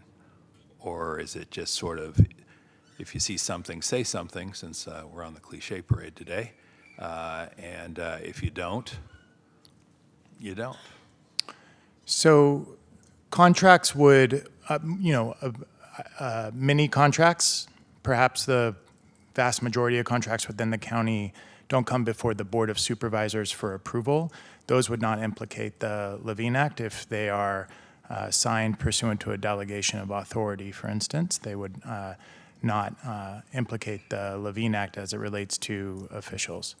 There is an effort underway to require in county contracts that contractors identify any disclosures that they have to make as parties on the clerk of the board's website using a form that the board members will be able to search to identify when contributions been made by a party to a contract.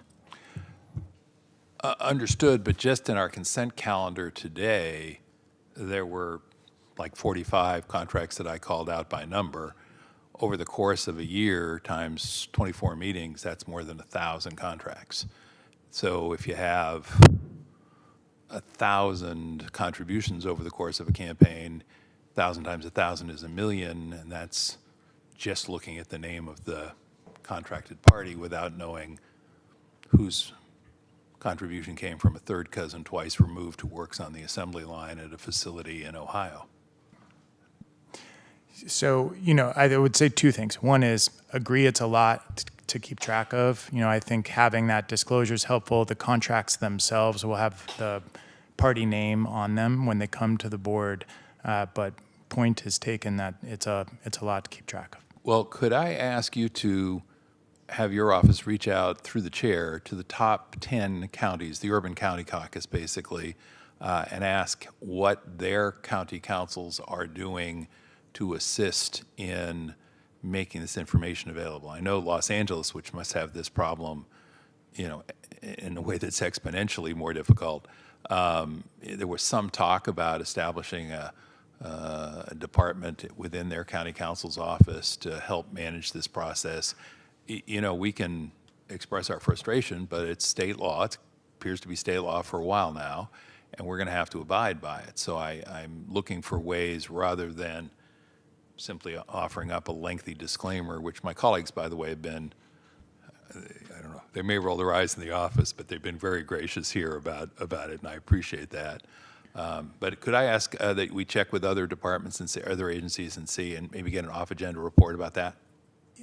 Certainly, Supervisor. I will say that we've reached out to quite a few of them already and working on the system that we're putting into place together with the clerk of the board and others, but we will be happy to report on that. Thank you. And finally, the words I wanted to share. And when can we get that report back? Can we get a date certain on that, just so I don't keep asking you about it? Let me consult for a second. Sure.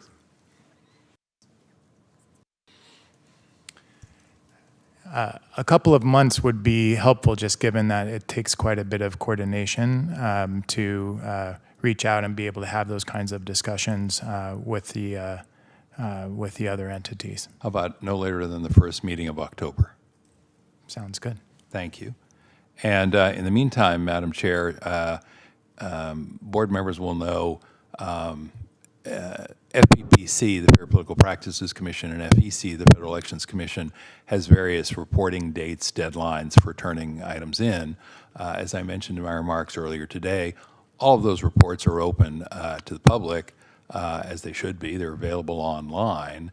But what I'm going to do right now is hand a printout of my FPPC reports for the first 6 months of the year, since the new law took effect January 1st and is not retroactive.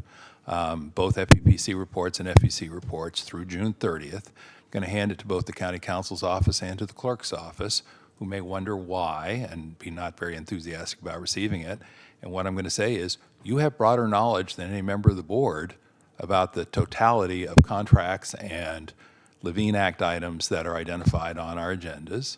This is public information. I would ask that if you see something that is problematic, that you let me know, which is what I've been asking at every board meeting since the beginning, since I don't really yet feel there is a mechanism for us to do this in any systemic way. So, Madam Chair, thank you very much. I'm going to stand up and deliver these documents. Supervisor Chavez. Thank you. At the risk of just, singing the same song as Supervisor Simitian did, I have a couple of requests, and I think these were requests that were made as part of board meetings when we had this discussion in the past.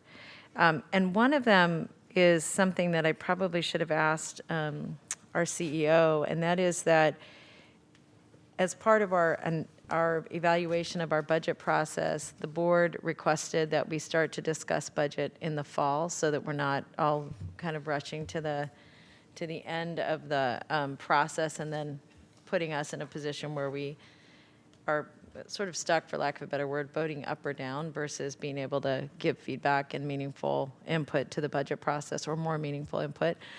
And one of the issues that I want to make sure gets discussed when we discuss the budget in the fall is whether or not the county counsel's office or our procurement team are going to need resources to be able to address this issue that Supervisor Simitian has been discussing. And what I mean by that is that we know it's a big process. I have to say that if this was something that was affecting the internal business operations of the county, which I think it does, I think we would, from an administrative perspective, have a different lens on it, because we would see that it could be a juggernaut relative to procurement. So what I'm very interested in understanding is what, if any, procurement policy recommendations should be made, including, and probably the most basic one is, what information are we requesting from folks that we are in contracts with? And then second, which I know we've been working on remedying this, is making those procurement queries easier, both for you or for us, in terms of looking at, a nonprofit or a business organization with the information that's needed to be able to respond to these issues. Because what we don't want to do is have a series of missteps that impact who we can contract with, and, some incident of the board or an accident that may occur. So I'm interested in understanding what, if any, process changes need to be made in our procurement activities, and then what, if any, staffing needs to be considered to manage data and information that's easily accessible to the public and to the board and to staff when you're making considerations about what you do bring forward and under what circumstances you do that. To me, I feel like we've been asking these questions in a lot of different ways for a while, but I just think if it's a staffing issue, we need to understand that if we don't think there's a process that can address it, then what I'm going to ask is, then what's the closest process we can get to?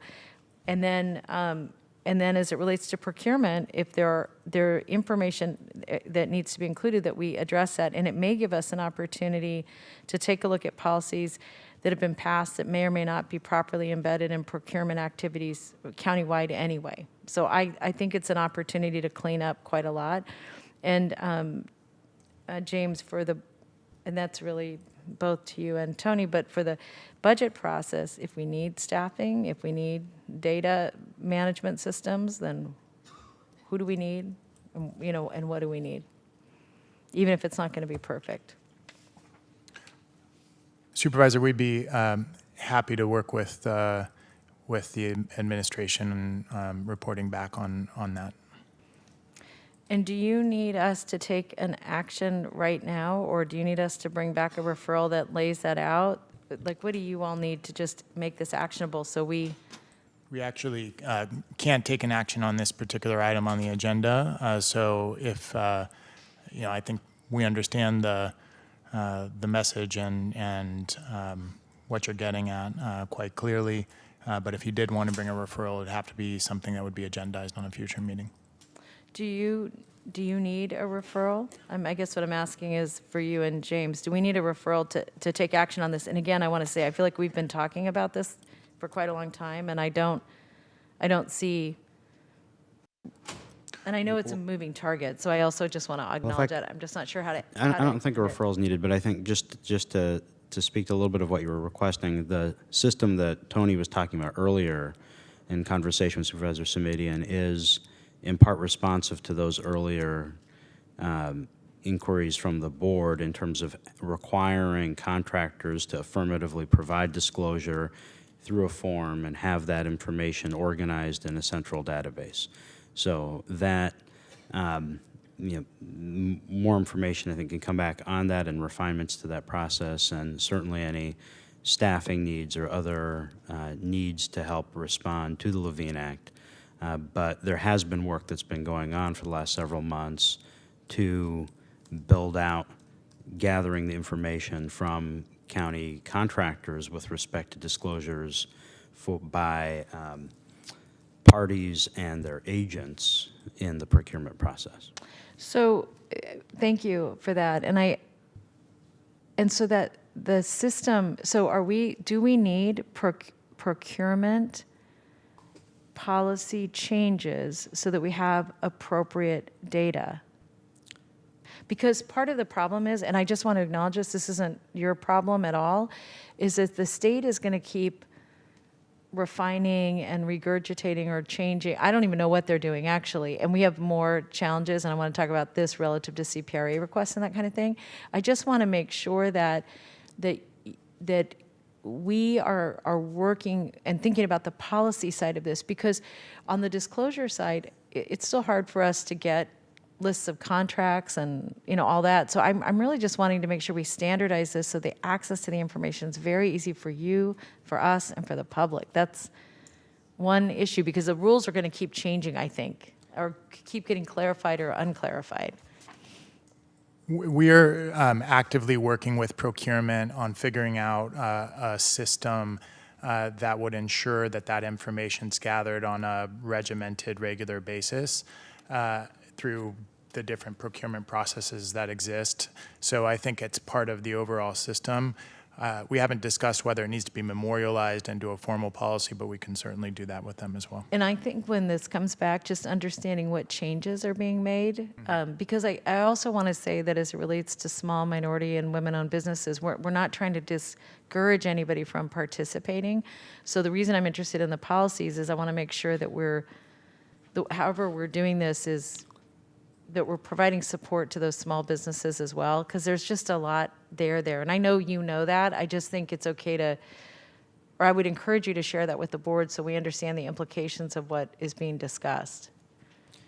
And then lastly, I do just want to say that I know we always get a lot of CPRA requests, and I don't know if these two teams, you'll think about the process, Tony, of your office, if these two teams need to be connected.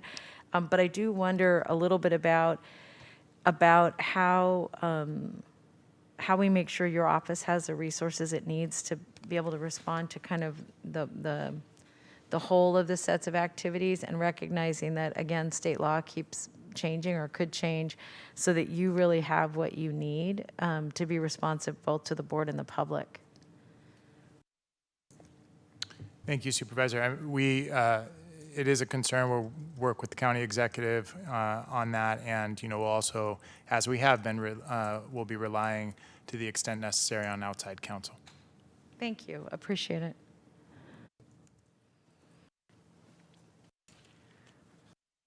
Supervisor Simidian, did you have something else?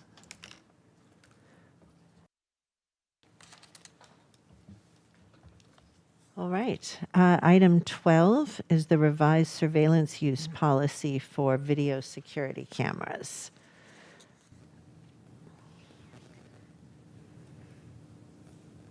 Welcome to our presenters.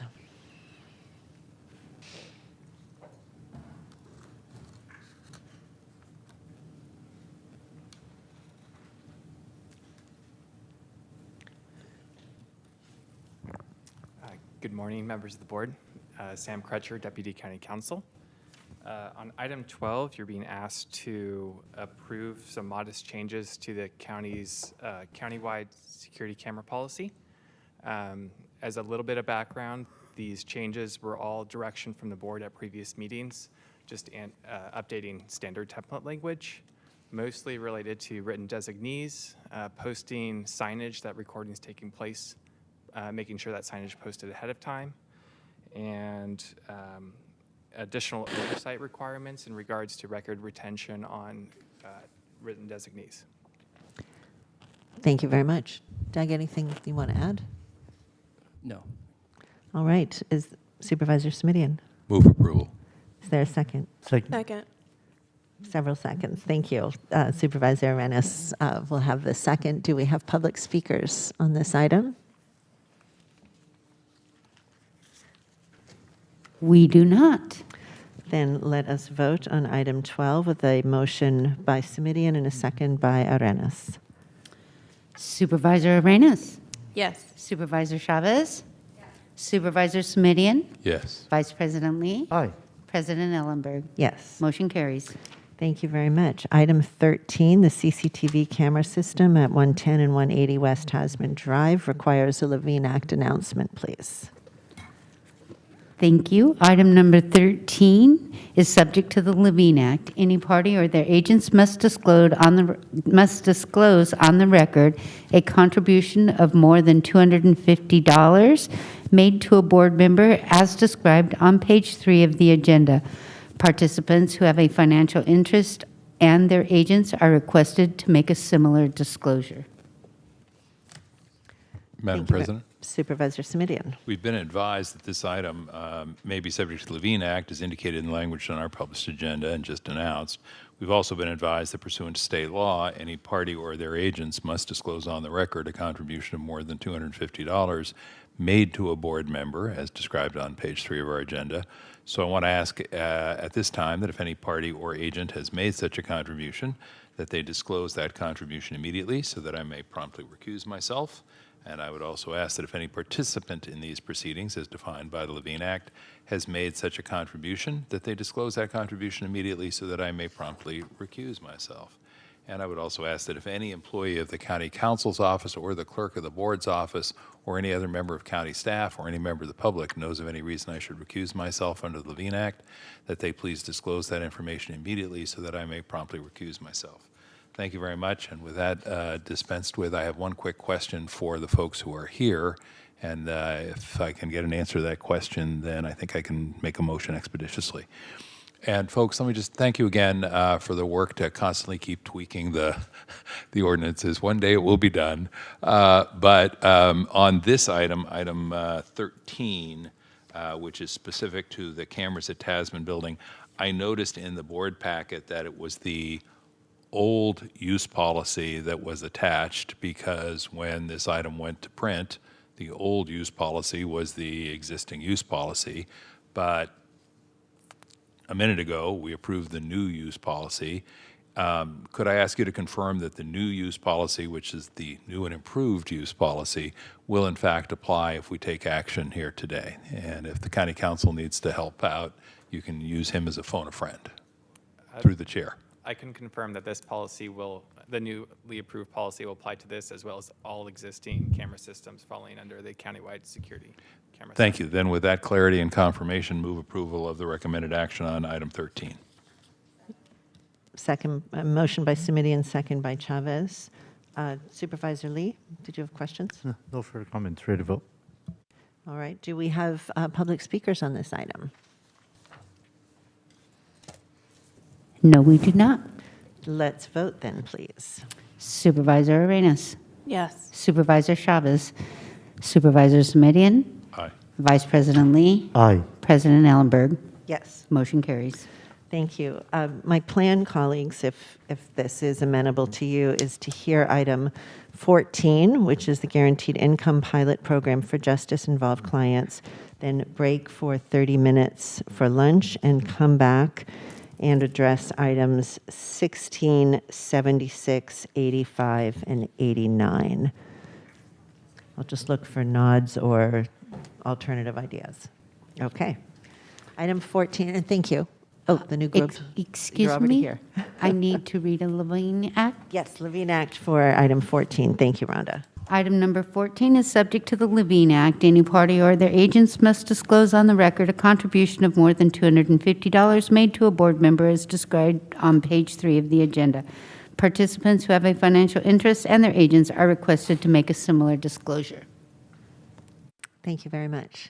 Good And afternoon. Madam Chair, that means I am obliged. Right. How do Sorry I not remember to that? interrupt That's the fine. chair. Go right ahead. We have just been advised, Madam Chair, that certain items on that certain items on our agenda, this item in particular, item 14, is in fact subject to the Levine Act. And by virtue of that fact, we have also been advised that pursuant to state law, any party or their agent must disclose on the record a contribution of more than $250 made to a board member as described on page 3 of our agenda. So I want to ask at this time that if any party or agent has made such a contribution, that they disclose that contribution immediately so that I may promptly recuse myself. And I would also ask that if any participant in these proceedings, as defined by the Levine Act, has made such a contribution, that they disclose that contribution immediately so that I may promptly recuse myself. Finally, I would also ask that if any employee of the County Counsel's office or the Clerk of the Board's office or any member of county staff or any member of the public knows of any reason I should recuse myself under the Levine Act, that they please disclose that information immediately so that I may promptly recuse myself. Thank you. Thank you. And good afternoon to Key and Melanie. Yes. Good morning, good afternoon. Key Lee, Deputy County Executive, here with Melanie Jimenez-Perez, Program Manager in the County Exec's Office. Today, the county is expanding the reach and number of guaranteed basic income programs. Currently, we have 4 programs either in operation or under development. The first program for former foster youth is in operation. Cohort 1 of that program began in 2020 and ended recently. We have begun distribution or payments to what we call Cohort 2. That started in August. Thanks to Senator Cortese and the state, we're in the planning phase for an unhoused high school senior guaranteed basic income program. That should launch in summer of 2025. Also in the planning stages are a young moms guaranteed basic income program to launch in summer of 2024. And finally, a justice involved guaranteed basic income program that will launch in summer of 2024, or this summer.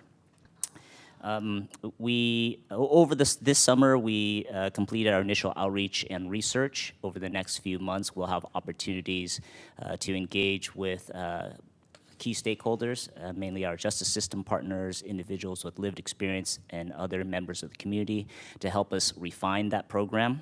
Today, we're recommending that the Justice Involved Guaranteed Basic Income Program have a budget of $4 million. That would be funded by $1 million from AB 109, which is approved as part of the fiscal 24 budget. $1 million through a grant with Destination Home, and then $2 million from the county's American Rescue Plan Act funds. The recommended action today also allows us to enter into an agreement with Community Financial Resources, which will distribute the debit cards for all 4 GBI programs. Thank you. Thank you very much. I'd like to go to, sorry, Melanie, did you want to add? I would like to go first to public comment and then come back to my colleagues. So notice 2 folks in the chambers are on Zoom that we're going to take public comment right now on the guaranteed income pilot report. And Rhonda, do we have speakers in the chambers and or on Zoom? I currently have 3 speakers in chambers, none on Zoom at this point in time. All right, folks on Zoom, if you're intending to speak on this item, please be sure that your virtual hand is raised. By the time the chamber speakers finish, we'll close the Zoom queue when the first speaker, if any, begins. And to those of you in chambers, if you are intending to speak, you should have already filled out a yellow card. If you still want to speak and haven't done that, please scramble and get one right now. We'll close that queue when the first speaker begins. All right, our first speaker is Nerly Campos.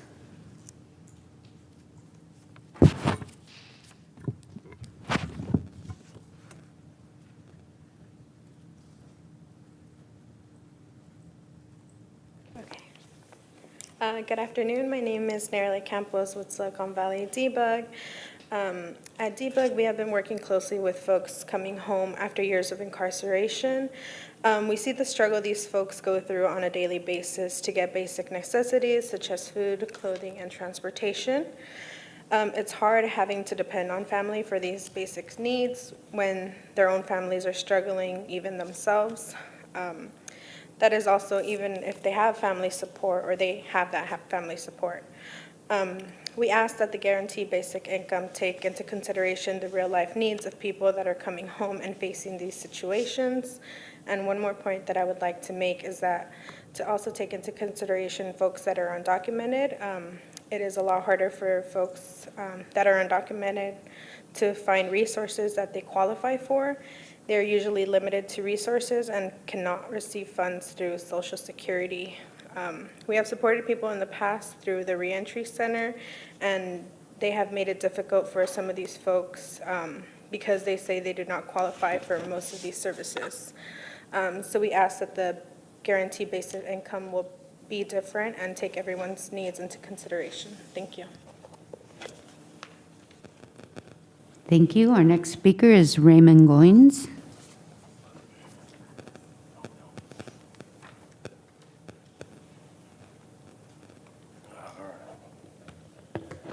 Good morning.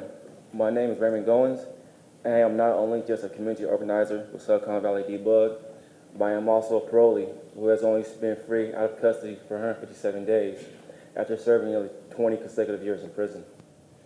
And I am also a member of the Circle of Change, a support group for individuals like me who are re-entering back into society, a support group that Silicon Valley Debug created out of the need that this board and county is considering addressing.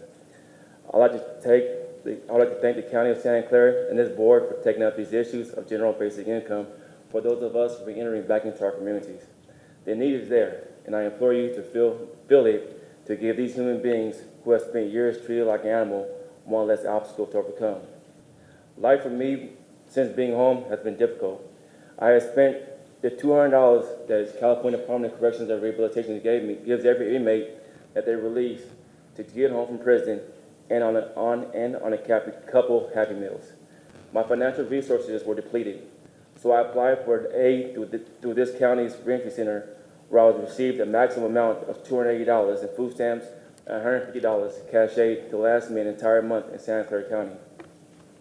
Unfortunately, my experience is not one that is isolated. It was through hearing these concerns of folks reentering back into our community that Silicon Valley Debug came up and shared this concept of general basic income for folks like me. Circle of Change, a group made up solely of those who have made it through the rough transition back into our communities, created this idea out of dialogue that was just us expressing our frustrations about the setup to fail that is laid before each and every one of us that gets released from prison and don't have support. Circle of Change has identified a need that a vulnerable population has and currently has a plan of execution ready to implement to address those needs if given an opportunity. I implore this community and this county to utilize those individuals in that group to bring general basic income. Thank you very much. Thank you. Thank you. Our next speaker is Melsa.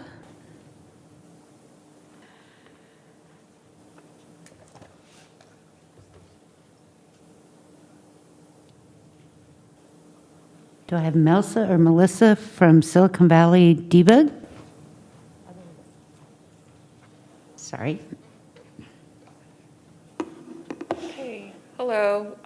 We at Debug have been supporting folks in various stages in their judicial process, pretrial, post-conviction, and post-release. Resources for those coming home due to the increase of new resentencing laws are thin and not easily accessible.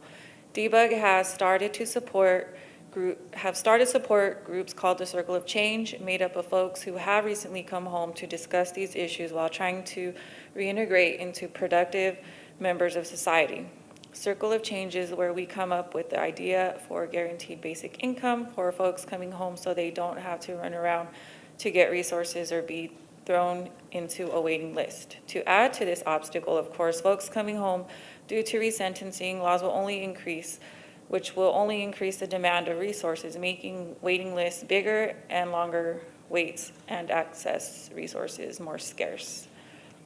In order for GBI to really work, we ask that each step of the process of GBI involve formerly incarcerated folks like Debug Circle of Change to cater to their real needs. I also had a friend who just came home, and he commented to me like 2 days ago that he lost everything. So seeing this being brought up today is really positive, and I was also part of the circle yesterday. There was something involving this, and I guess we should hire more mental health peer workers to help expand this as well. Thank you. It looks like we do currently have 3 speakers on Zoom. All right, let's hear the 3 speakers, please. All right, our first speaker is Javier. Javier, I've asked you to unmute. Please accept the unmute. Hi, my name is Xavier with Silicon Valley Debug. I myself was formerly incarcerated, came home. Luckily, with the support of Debug and my 2 parents, I was able to discharge parole earlier than I would have if I didn't have a support system. But even with this support system, there were needs that weren't met. There were things that I, from being incarcerated from a very young age, was not prepared for. And if I did not have that support system, I would have been in a hole, finding myself in a situation where I would have had to do things that would probably put my freedom in danger.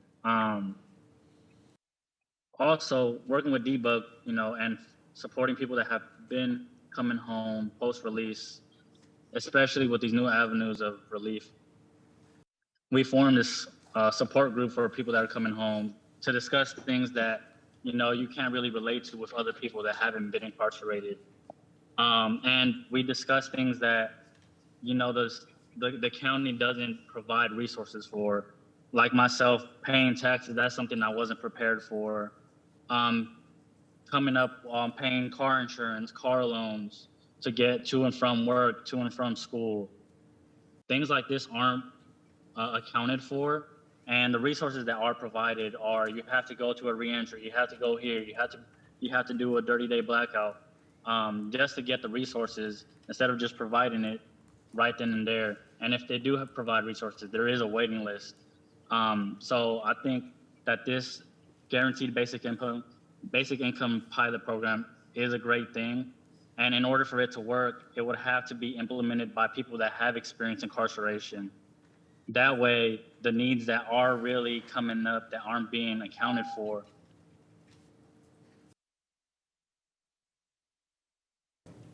Thank you. Our next speaker is Jose Val. Jose, I've asked you to unmute. Hey, how you doing? This is Jose Val with Silicon Valley Debug.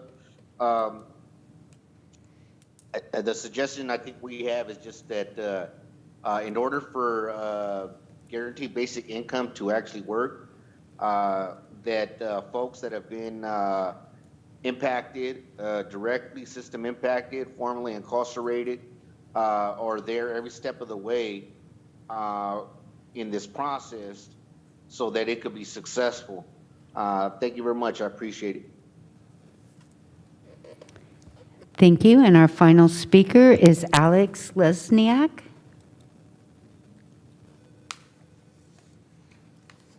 Yes, thank you. My name is Alex Lesniak, and I am a community member, social worker, and I'm an elected member leader of SEIU, both as a social worker vice chair and as co-chief steward within the Department of Family and Children's Services.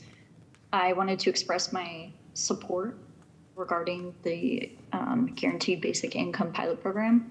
As working in permanency and as a social worker, as well as within SEIU, it is critical for individuals to have that stability and home base in order to be able to rebuild a lot of their lives. And I just wanted to express my support for this line item.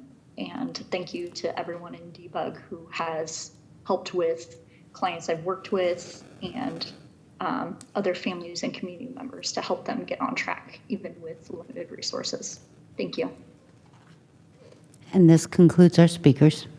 Thank you so much. I want to just be clear to the public, in case it's not, to everyone, that we're not approving a guaranteed income program today. The report is on programs that have been approved, including the guaranteed income for justice-involved and reentry clients. And I want to, again, express my appreciation not only to Supervisor Chavez for her partnership in bringing this referral forward, but to all of my colleagues, the unanimous support that this referral received, I thought was meaningful and significant. And I really am very proud, frankly, of all of us for taking on something that wasn't easy and required a lot of conversation and an explanation.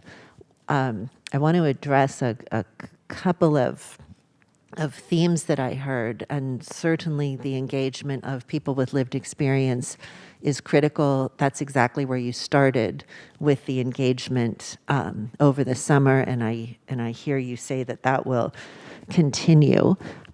I'd like to make sure also that we have a broad group of stakeholders that includes people with lived experience and other members that expressed support originally for the referral. I want to be sure that law enforcement, particularly the county sheriff and the police chief of the city of Santa Clara, who were the two law enforcement officers that stood up and publicly supported this referral, are very interested in being included in the program design. Can you talk a little bit about what is the next step in your outreach strategy and who will be involved in designing the program and evaluating the program? Thank you, Supervisor Ellenberg. The next steps will include all of those individuals and groups you mentioned, and I'll turn it over to Melanie to give you a little more specifics. Thank you. Good afternoon.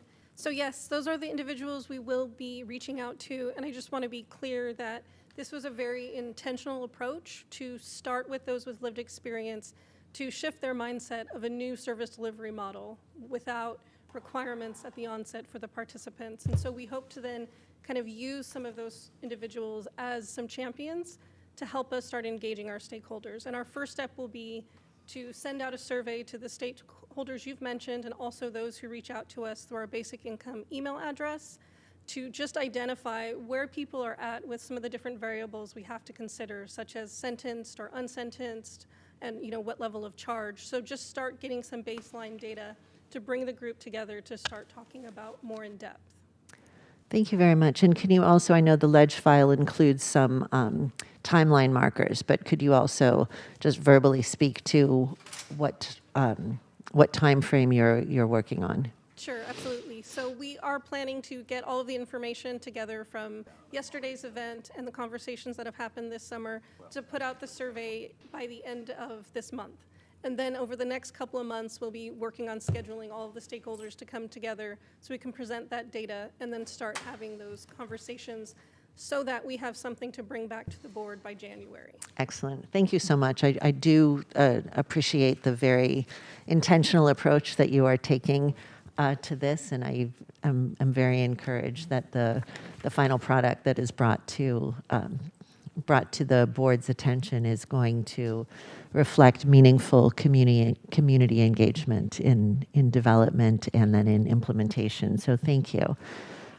Slightly aside from the guaranteed entry, I just wanted to note that I did hear one of the speakers comment on what services are available to undocumented reentry clients, and I've heard that brought up before, and I wonder if I'd like the board to receive an off-agenda report from whoever is the appropriate author.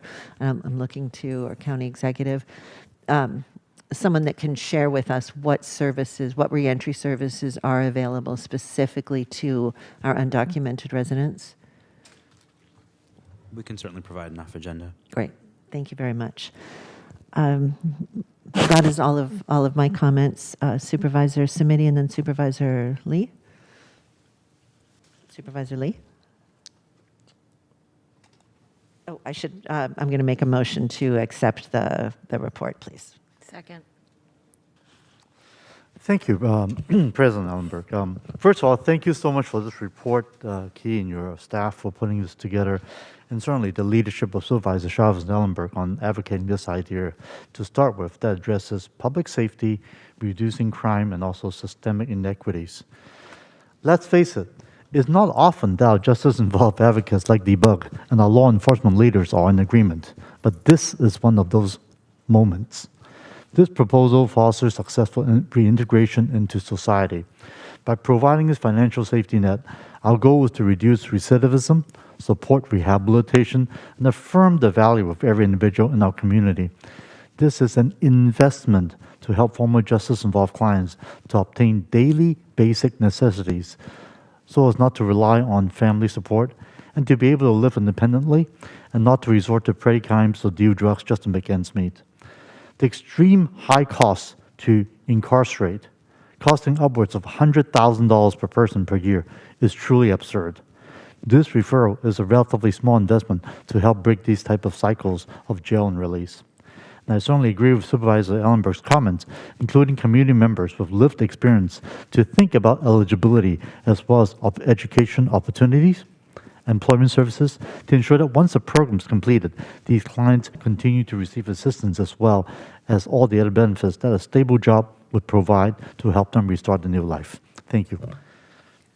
Supervisor Chavez. Thank you.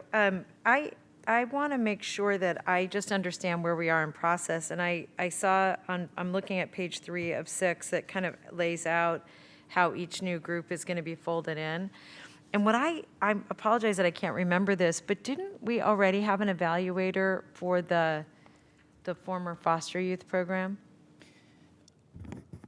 Thank you for the question, Supervisor Chavez. We were working with a group from Stanford to assist us in developing the assessment tools, or they reviewed the assessment tools and our evaluation plan, but we were not engaged with them in a formal evaluation role. They weren't the principal investigator.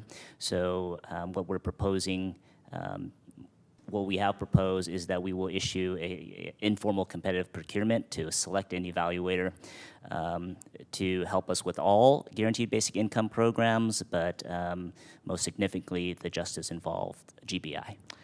So we don't have an evaluator right now?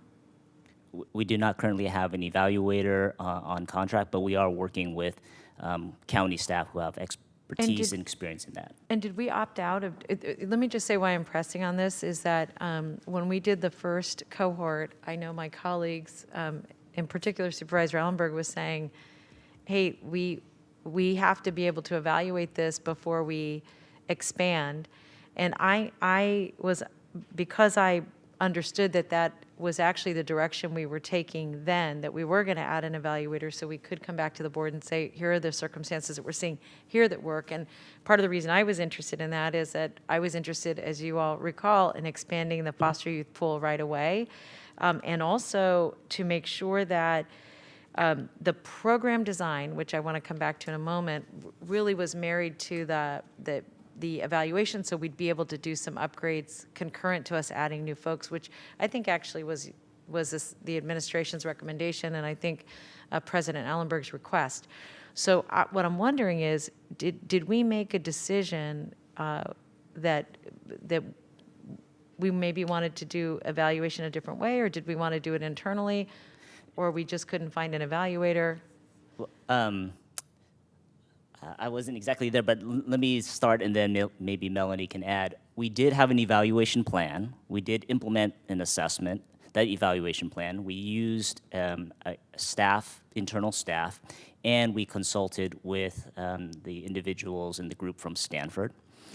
We did make modifications to the Cohort 1 program, to Cohort 2, based on our lessons learned from the first cohort. Yeah. And now that we are implementing more GBI programs, and especially with the interest generated with the Justice Involved GBI, we are taking steps to identify a third-party evaluator to assist us. Okay. Mel, did you want to add anything? Only thing I would add is just at that point, we envisioned about 100 people. Now we're at a point where we're looking for support for 300 people. So we also need to make sure that we're going this out to a formal solicitation so they have adequate support and we know what we need to supplement with internal staff. So I'm going to make first of all, I that's helpful. I guess what I want to better understand is concurrent to doing a solicitation, since we're doing this, we started to do it in-house, and I don't know the answer to the question I'm about to ask. So I have been concerned that some of the support services that we've received in evaluation from the myriad of consultants that we hire does not have the proper or high enough level of analysis to properly influence how we proceed.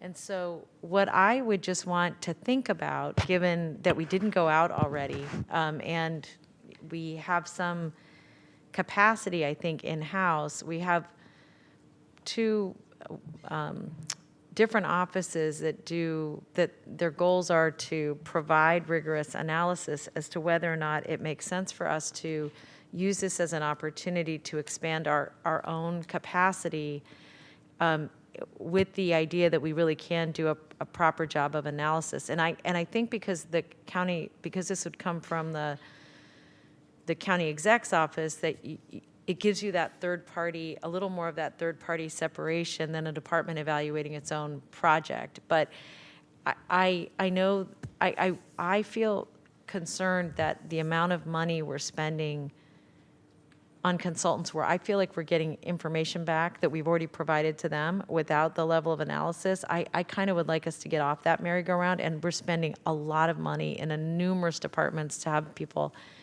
tell us what we already know without the analysis. So if you're already in this stage, I would just ask whether or not we've thought about doing internal RFQs for our own departments that are already doing research and analysis, allowing us to grow our own capacity to do this work instead of, frankly, I think, getting mediocre work externally. Maybe I'll weigh in on that a little bit, because I think it raises some broader issues that I know I've been really interested in exploring around how do we make sure that we're asking for external analysis on the right sorts of projects versus doing the internal analysis. I think this is one where there's an opportunity to really do a thoughtful assessment, particularly because there is a very significant and growing body of literature around the efficacy of GBIs. Generally. Mm-hmm. And so we have some specific opportunities to think about what specific programmatic approach we want to take to the work that we're doing here in this broader context, and how we can kind of add to the knowledge and understanding around GBI. And we do have a number of really significant internal investments in research and evaluation that we can definitely assess and determine whether those internal resources have the capacity to do the specific evaluation that makes most sense for this project. And also happy to just come back to the board more generally as we're trying to kind of evolve and grow our thinking around what sorts of internal analyses we think we're in a good position to do really robustly, and thinking about issues like the one you raised about whether we have some opportunities to better leverage resources in particular parts of the county to sometimes provide insights to other parts of the organization with a little bit more distance and perspective than the kind of true internal programmatic evaluations that we've done in the past. So I think I understand what you're saying.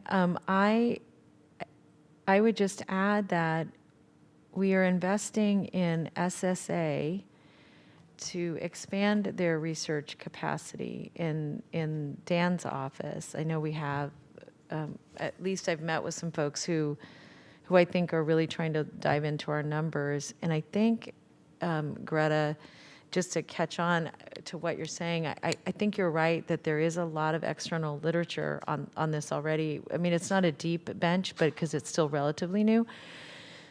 But what I would also say is that, we are going to need to move more quickly in terms of iterating the program, and which would bring me back to a program design issue.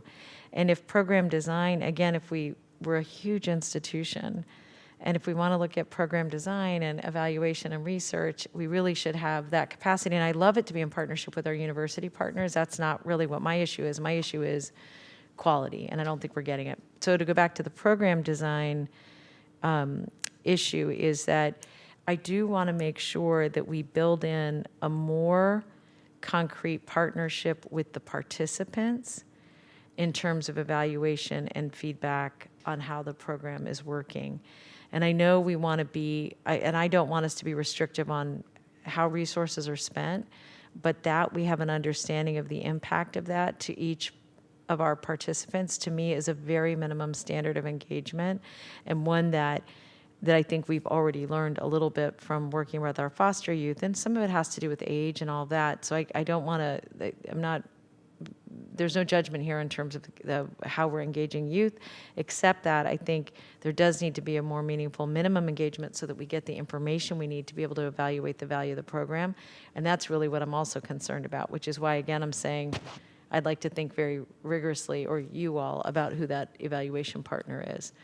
So this has been really helpful. I think this has been helpful. Thank you. And I'm excited about this. And Susan, thank you. And I do want to just say a very special thank you to Supervisor Cortese, who was then Supervisor Cortese, who leaned in on this hard before it became a thing. Thank you. He did well before I understood what a thing it was and could be. And I do appreciate that, and I want to absolutely lift up and agree with the essential component of rigorous evaluation, because we do want to make this case, and we want to iterate and improve in any areas in which it falls short. And it's particularly important that this is happening all across the country, where programs are being evaluated and the results are being sent, or should be sent, centrally to the counties for guaranteed income and cities for guaranteed income, because we're working to make a point at a federal level, which is that guaranteed income really should be this generation's iteration of the safety net, and having rigorous data from all 4 of our programs to be able to contribute to that body of work, I think, is critical. Not to mention that it's critical to make the case to our taxpayers and constituents that we are spending their money in a way that is truly reducing poverty, reducing recidivism, improving public safety, and doing all of the things that we believe that it will do. So thank you. Supervisor Arenas. Thank you. I want to just talk a little bit about, and thank you so much, President Ellenberg, for asking for that off-agenda report to determine what kind of services our undocumented community actually receives through reentry. I think that was a really important question to address. The other piece that I wanted to address is the survey, which is how we are going to engage our stakeholders. And as you've heard today, we have a different number of stakeholders, and I'd just like for us to consider having a variety of ways to engage those stakeholders that fit their needs. I know surveys sometimes, if it's a physical survey, it will stay on our refrigerator or our kitchen table, wherever it is that we receive our mail, and we review really quickly and we forget. And so I know that there's certain groups that really benefit more from having a focus group type of an engagement, and I know that is pretty intense. But I think the feedback that we'll get from those folks is going to be very meaningful. And I'd hate for us to miss out on some of those voices, especially because a survey may not be fitting. Although I know that some of the notes have recognized there's folks in other places, like in Florida, that recognize that surveys are just as effective. We have seen locally here that surveys sometimes miss the mark for some of our communities, especially those who are really difficult to engage because they lead very busy lives. Thank you, Supervisor Arenas. Sorry, I'm ducking here No, to see. we're doing great. The survey that Melanie mentioned is specific to one event for the Justice Involved GBI, but in the design and outreach process, we'll be using various methods for receiving input, surveys, in-person meetings, focus groups, other activities, and the like. Right. This was for stakeholders, correct? Yes, and I recognize that. And some of our stakeholders have very unique needs. And so we just, this is something that I just like for us to recognize in that not everybody is going to return a survey. And those that don't return the survey, we just may miss out on their voices. So I appreciate that.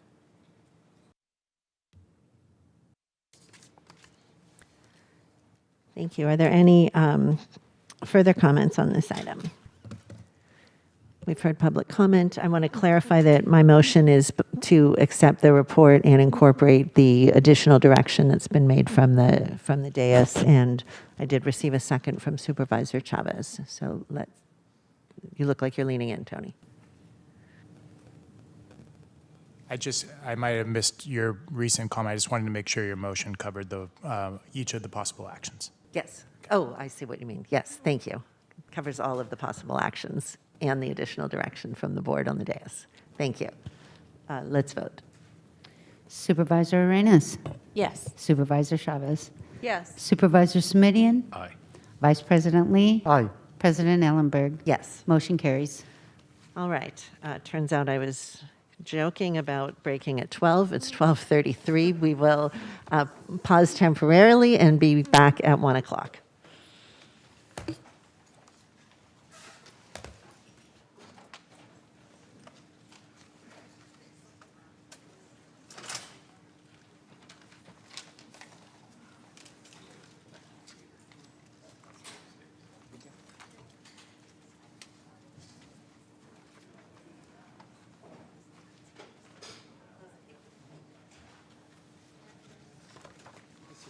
Hey.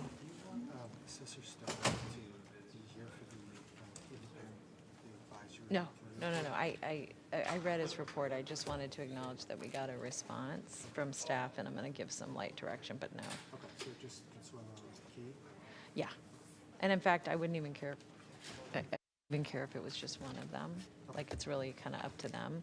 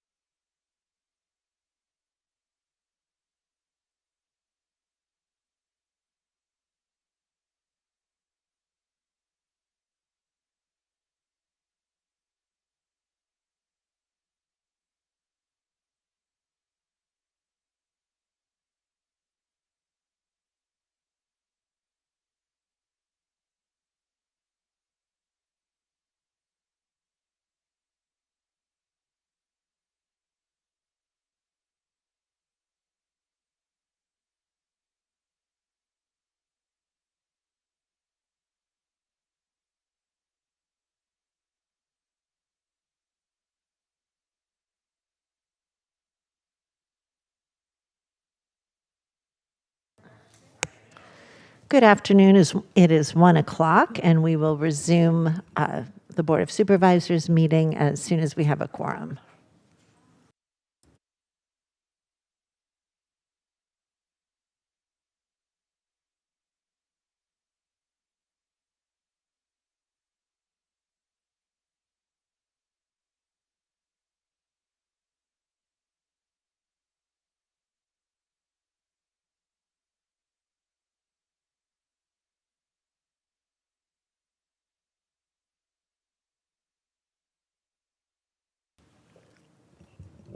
All right, Jess, I'm going to ask you to take roll, please.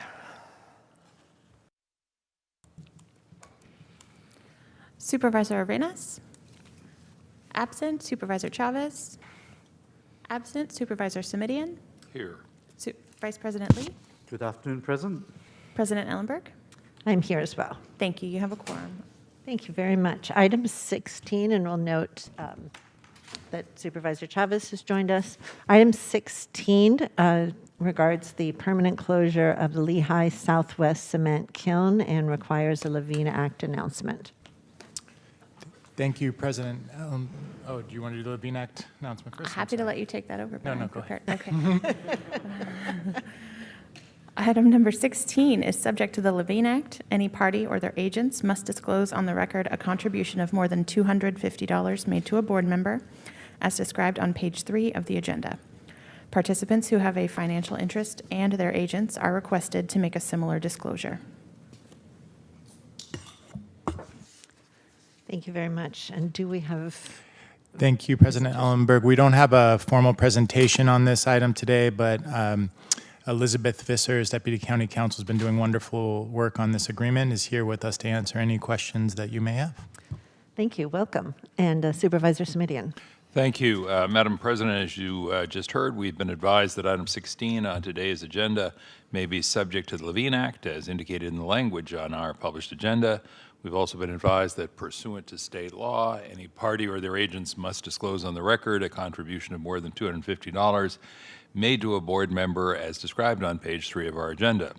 Also want to ask at this time that if any party or agent has made such a contribution, that they disclose that contribution immediately so that I may promptly recuse myself, which would be interesting.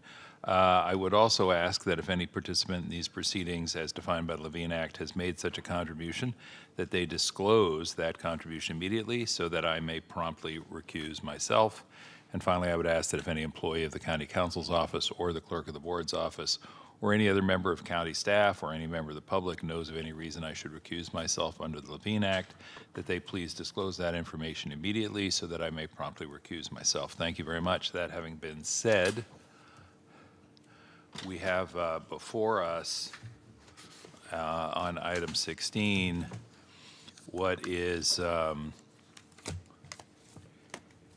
culmination of a great deal of effort by a great many people over a great deal of time.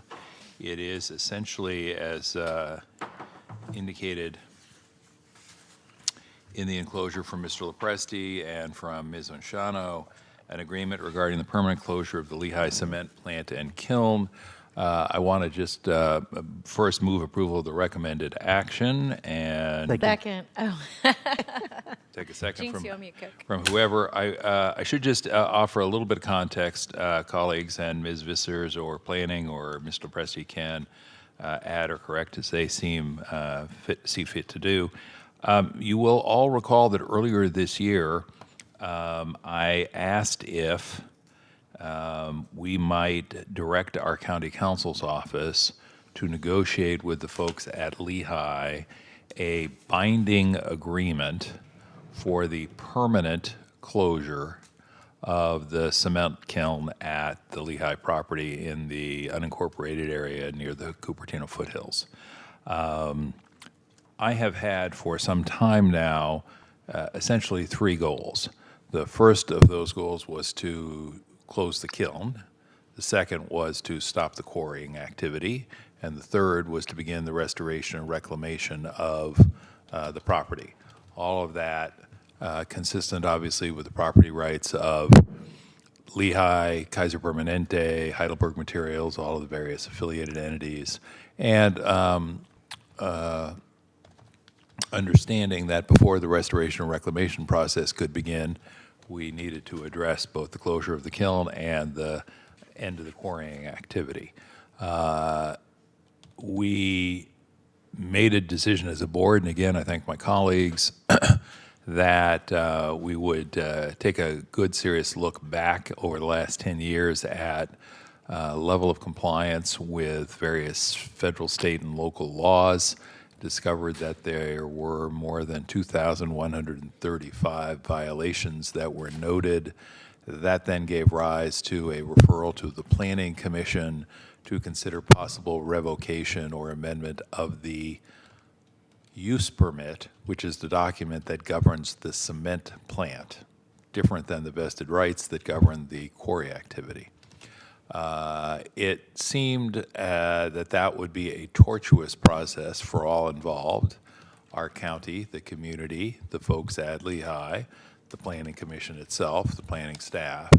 And so I asked our board if we could negotiate an agreement, to direct staff to negotiate an agreement with the folks at Lehigh that said, in effect, you say you don't want to reopen. How about you make that real and permanent and binding, and in exchange, the county will essentially delay consideration of the use permit conditions for an 18-month period. Full disclosure, I mentioned at that meeting in April that I, in fact, flew down to Texas, to the Irving, Texas headquarters of Heidelberg Materials, the ultimate parent, to give them a heads up that this item would be coming to our board and to encourage them to take the deal. And then, again, thankfully, this board, our board, you all said, yeah, that makes sense. Let's see if County Council can put that together over a relatively short period of time as these things go, 3 months. Kudos and credit where it belongs to both County Council and the Planning Department for getting it done in a timely basis. So thank you and thank you and thank you. After 100 years of, what it is, that's 3 months that I think will stand us in good stead. And so we now have the attached agreement. My understanding, and I'll confirm with County Council, Ms. Vissers or Mr. President, is that the folks at Lehigh have in fact signed the agreement through the chair. That's correct. So all we have to do to make this real is vote aye today. And sign it. And sign it, okay. Well, I have confidence in my chair that if there's a vote to approve that we'll get a signature. So that's it. This is the end of 84 years of cement manufacture on the site, a long and challenging history. We have, by our previous actions, effectively seen an end to the limestone quarrying activity. The folks at Lehigh have announced that they are no longer pursuing that. They have submitted, independent of this discussion, a reclamation plan amendment, which substantially curtails their proposed activity on the site, no longer proposes to chop the top, as I say, off the hillside.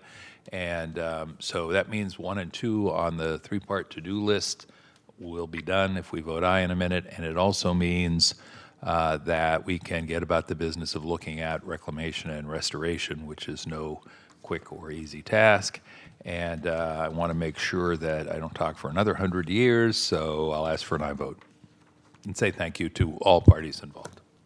Thank you very much. We have a motion. We have at least a couple of seconds. Do we have speakers on this item? I have one in chambers and none online. All right, let's hear from our single speaker, please. Our first speaker is John Haggerty. You'll have 2 minutes to speak. Please go ahead.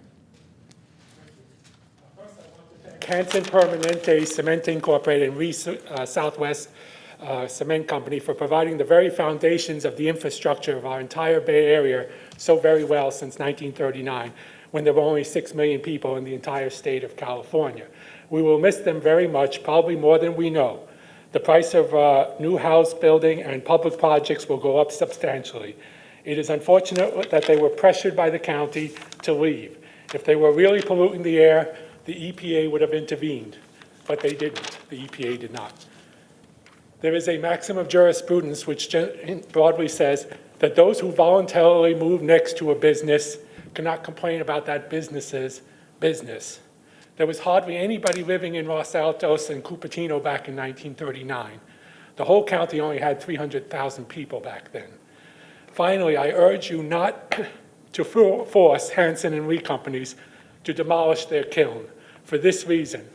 If we have an earthquake in the future, God forbid, if we have a military attack in the future, God forbid, if we have a Maui-type disaster in the future, God forbid, we may very well need that kiln to get back on our feet. Thank you.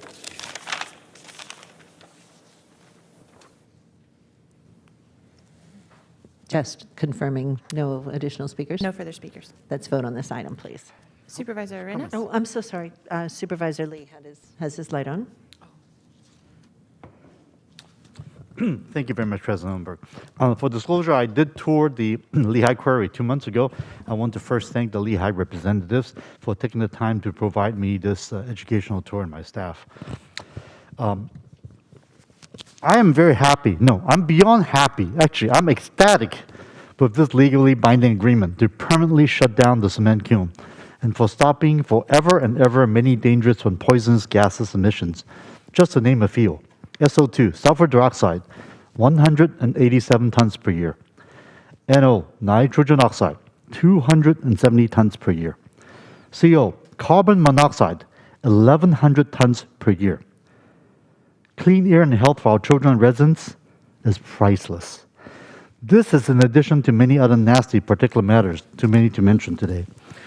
This is a long overdue action to save our public's health, and for more than 8 decades, these emissions has caused air and water pollution like rainwater runoffs, like selenium, smog, acid rain, climate change, and certainly aggravate our health conditions like asthma and emphysema. The cement kiln was the largest source of emissions at the facility, and being that this was the only cement manufacturing kiln to operate in the Bay Area, certainly we hope that demand will thankfully not be just shifted to another source in our community. Thank you. Thank you. We'll now take a vote. Supervisor Arenas? Yes. Supervisor Chavez? Yes. Supervisor Semidion? Aye. Vice President Lee? Aye. President Ellenberg? Yes. Thank you. That passes 5-0. Thank you very much, and excellent work and long-time leadership, Supervisor Semidion. Thank you. Thank you all. The remaining items are 3 that have been removed from the consent calendar. 76, 85, and 89. We'll go first, of course, to item 76, funding for a community-based wage theft outreach and education program, and this requires a Levine Act announcement.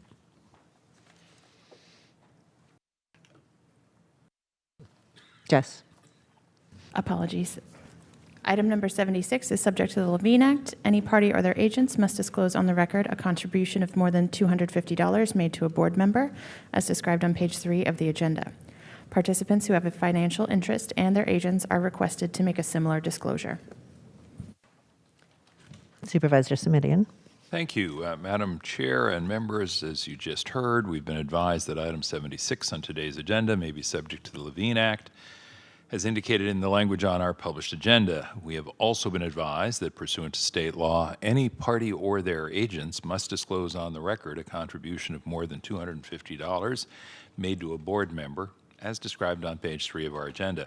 So I want to ask at this time that if any party or agent, excuse me, has made such a contribution, that they disclose that contribution immediately so that I may promptly recuse myself.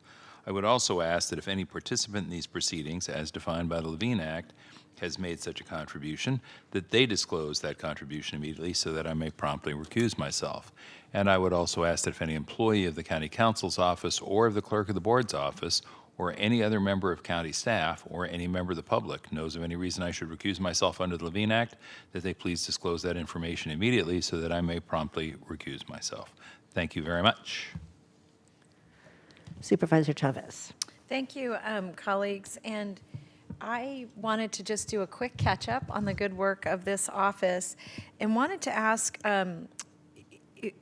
because I just can't remember, is this the first time we've partnered on education with the City of San Jose or the second? So this is the first time?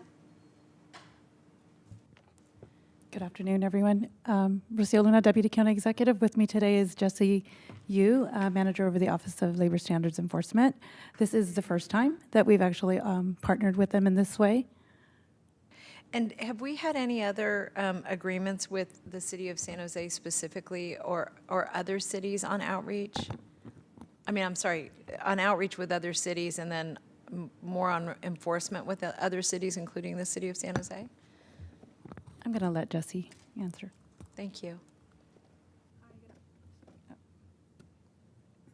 Hi, good afternoon. No, we haven't had other partnerships with other cities for outreach and education. What about enforcement?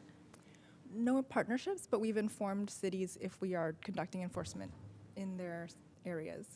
So, and have we made a formal proposal to any of the cities, either on enforcement or education? No, we haven't. Okay. So, colleagues, and I think we started the office, maybe only Supervisor Simidian's been here since the beginning here, but two of the kind of broad visions were to deepen our partnerships with cities in our region for a couple reasons. One is that in some communities, the amount of, I mean, there's just not enough resources for cities to do their own enforcement, and it means that workers have to wait a really long time to get their needs met at a state level. And on communication, I know everybody has a different minimum wage now, but the framework for education should be very similar. And so what I'd like to do is I'd like to move approval of this and ask that the staff come back to us with a plan for outreach to the cities, both on joint educational opportunities for the people who work in their cities and for joint enforcement, or us being the contracted enforcement entity, where that is necessary for a city that would need that support. Specifically, there are obviously issues relative to minimum wage, but there are also workplace and safety issues that have come up, at least in my conversations with a couple of the cities. So that would be a motion to receive the report and request that a plan come back to us for that kind of outreach. Second.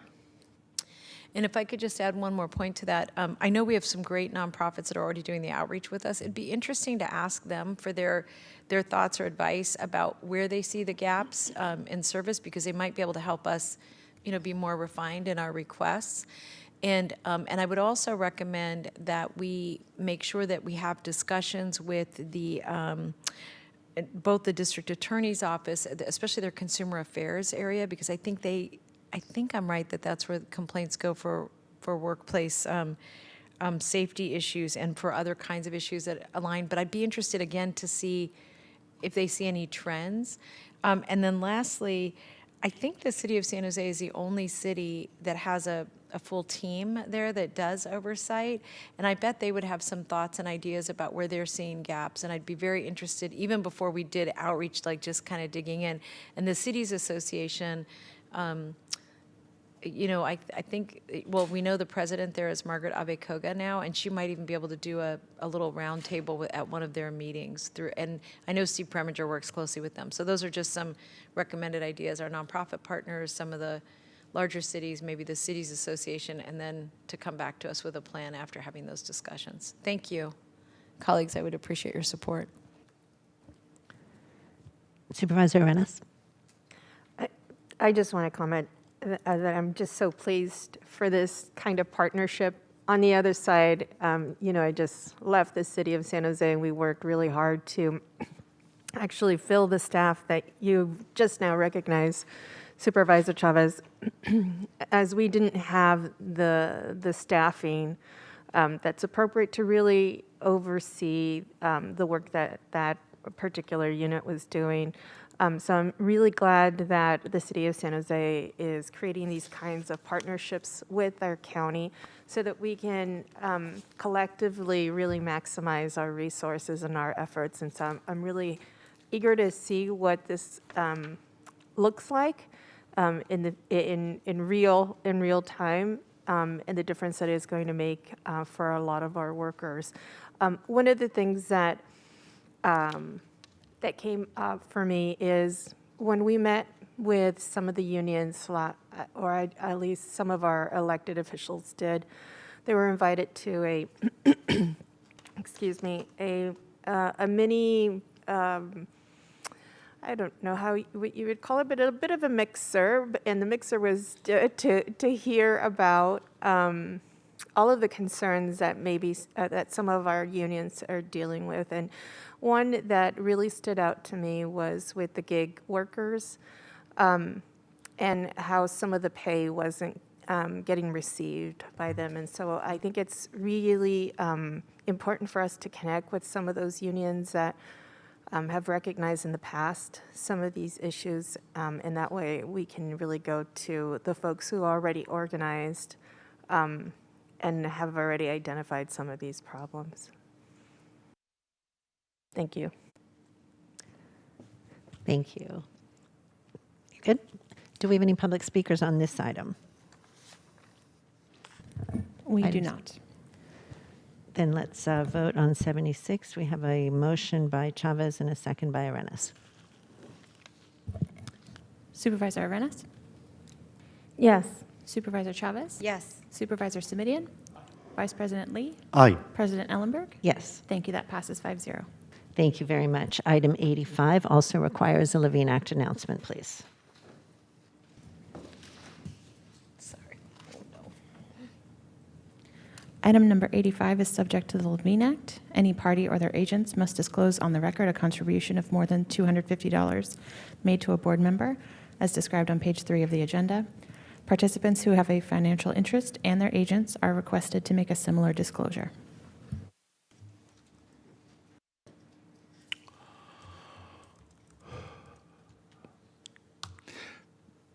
Madam Supervisor Chair, Simidian. thank Yes. you. We have been advised that this item, item 85 on the agenda, may be subject to the Levine Act, and as indicated in the language in our published agenda. And for that reason, I want to indicate that we've also been advised that pursuant to state law, any party or their agents must disclose on the record a contribution of more than $250 made to a board member, as described on page 3 of our agenda. I want to ask at this time that if any party or agent has made such a contribution, that they disclose that contribution immediately so that I may promptly recuse myself. Also want to ask that if any participant in these proceedings, as defined by the Levine Act, has made such a contribution, that they disclose that contribution immediately so that I may promptly recuse myself. And finally, I want to ask that if any employee of the county counsel's office, or any of the clerk of the board's office, or any other member of the county staff, or any member of the public knows of any reason I should recuse myself under the Levine Act, that they please disclose that information immediately so that I may promptly recuse myself. Thank you for that. Thank you. Supervisor Chavez. Thank you. First of all, I want to just say that, James, I think under your report, it would be great if for every board meeting where we have so much housing going through, that there's some brief report on where we are on housing or some mini report card, because I always want to pull it off and say, oh my gosh, this many more people are being helped, and we've got to come up with a thermometer or something that shows the progress. I don't have a solution to that. I'm just raising that as an issue. Because otherwise I would just stalk these folks on their own. But I think it's important that we're talking about the direction that we're going in. So on this item specifically, I was very interested in understanding how this body of work and these subgroups that you're working with, because this is a really refined group of people on the homelessness prevention. How are we describing them? How do we what's the delineation between someone who's homeless and at risk of being homeless relative to this program, given that it appears that these are folks with very high mental health issues? Thank you, Supervisor Chavez, for the question. Consuelo Hernandez, Director of the Office of Supportive Housing. This is a specialty program under the homelessness prevention system. In May 2022, the board approved a set of recommendations around housing for the behavioral health department strategy. Strategy 3 is specific to the expansion of housing programs, and Objective 1 spoke to this type of program. So we follow the same structure of the prevention system where we're looking at those that are in most critical need. But for this program specifically, our teams, Office of Supportive Housing and the Behavioral Health team, we determine the eligibility, and we do all of the back end work before the household is positioned to be ready to accept the funding. So it is very different than the prevention system, where in the prevention system, we have a network of partners, we have a system administrator. In this specialty program, because it is a pilot, our staff are doing a lot of the internal work to make sure that the families aren't bounced between different departments. So it's very coordinated between our teams, so Sherry's team and my team, and we're tracking that progress in the same way, but also different than the prevention system. So as it relates to somebody in this instance, Consuelo, if you're preventing homelessness, does that mean they could have been recently homeless, or they could be without housing now, or they are currently housed and we're supporting them staying in housing or being in appropriate housing? We are supporting them in staying housed. And so the eligibility criteria is that they are at risk. So they, at imminent risk means that they will be homeless within 14 days. Got it. That's very, very helpful. Thank you. And then coupled with that, one thing that that I don't know if we're doing now, and now that I know this is internal, this makes more sense. I didn't understand exactly what I was reading here, but now that I know this is internal, the direction that you're sending this, it makes more sense. And what's the tool used from you to determine the value of the program, and like both how you're evaluating it in real time, like because you have the flexibility to iterate, and I'm assuming because you're working with a BODE that's in this program. Is that accurate? Yes, they are. A BODE is essentially serving as the issuer of the checks, but the program analysis, the eligibility, all of that is handled by internal county staff. Okay. Thank you. And so then let me pivot, and if this question may be more appropriate, it may be more appropriate for the next item. So I think this is really exciting. That's very, very helpful. I'd like to move approval of this pilot, or the expansion of this pilot, and then we'll go on to the next item. I want to make, I want to make a comment on this as well. Absolutely. On this item. Motion by Chavez, second by Arenas. I'm absolutely supportive of the item and excited.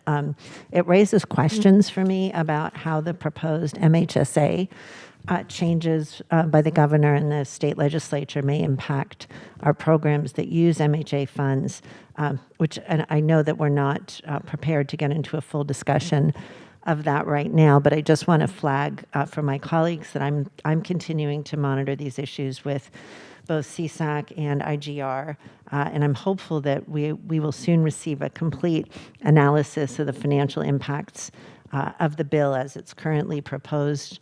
I know some amendments were just made and released this afternoon. Recommendations from our county staff, led by David Campos, the IGR team, that can inform our advocacy efforts. This topic will also be discussed more at FGOC on Friday. Supervisor Lee, then Supervisor Simidian. Thank you. As we all know, the unhoused and homelessness issues is something that's clearly one of the most important crises that we're facing right now, not just in the Clark County, but throughout the state of California and so many states as well that we are seeing. Preventing homelessness by far is a much cheaper and much more effective way to fight this, to make sure that we don't have, we house a few folks, but there are more people becoming homeless. So this services is absolutely necessary, so I'm glad that we're doing these increase of this funding. I would like to know, I don't necessarily need off agenda report, maybe something that we could work on in the future, Key and Consuelo, is to really better understand how we measure the work that we're doing in terms of preventing these services, homelessness services, and how we could also improve it in the future, and anticipating these issues coming up so that we are truly able to provide these services in a timely fashion early enough in the process. As we all know, once it's too late, it's much harder to get them back to the housing. So I just want to make sure that we are able to hold these work that we're doing accountable and have a measured stick that we could look at on an ongoing basis. And maybe if there's something that could come back, not necessarily through official audit, but come back to FGOC in the review process on some type of report. I certainly appreciate it, Key. Thank you, Supervisor Lee. The various housing programs, temporary and permanent, will come back to the board as part of Behavioral Health's quarterly report. In addition, if this would suffice, the Office of Supportive Housing also provides a monthly report to Hewlett.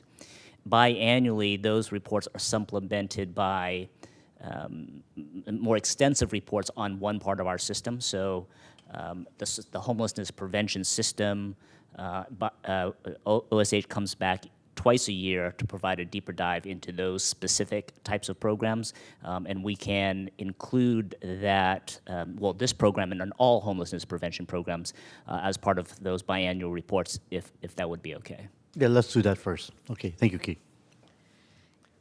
Supervisor Chavez. Yeah, I think that's a really good suggestion. And one thing I would just say that if you wanted more time to think about this, I actually think this is a really important issue about reporting out. And I know we've been making behavioral health bananas because all of us are so interested in different pieces of the system and trying to understand the system as a whole. And one of the things I've really appreciated about housing being so connected to our mental health system is I do think for us making sure there aren't gaps in our communication is really critical. And I've seen a lot of really impressive work done between both behavioral health and your office as it's grown. One request I would want you to come back with is, what is the most effective way for us to communicate publicly the direction and the accomplishments that you're making, the headway you're making? And to Otto's really important point, I just want to lift up Supervisor Lee's point about what we're learning and how quickly we're learning it so that we're making adjustments. And I think it's really important that the board understand it from an in-depth perspective, but the public needs to understand it from a high-level perspective. And so as an example, as I was listening to your exchange with Supervisor Lee, one thing that occurred to me is that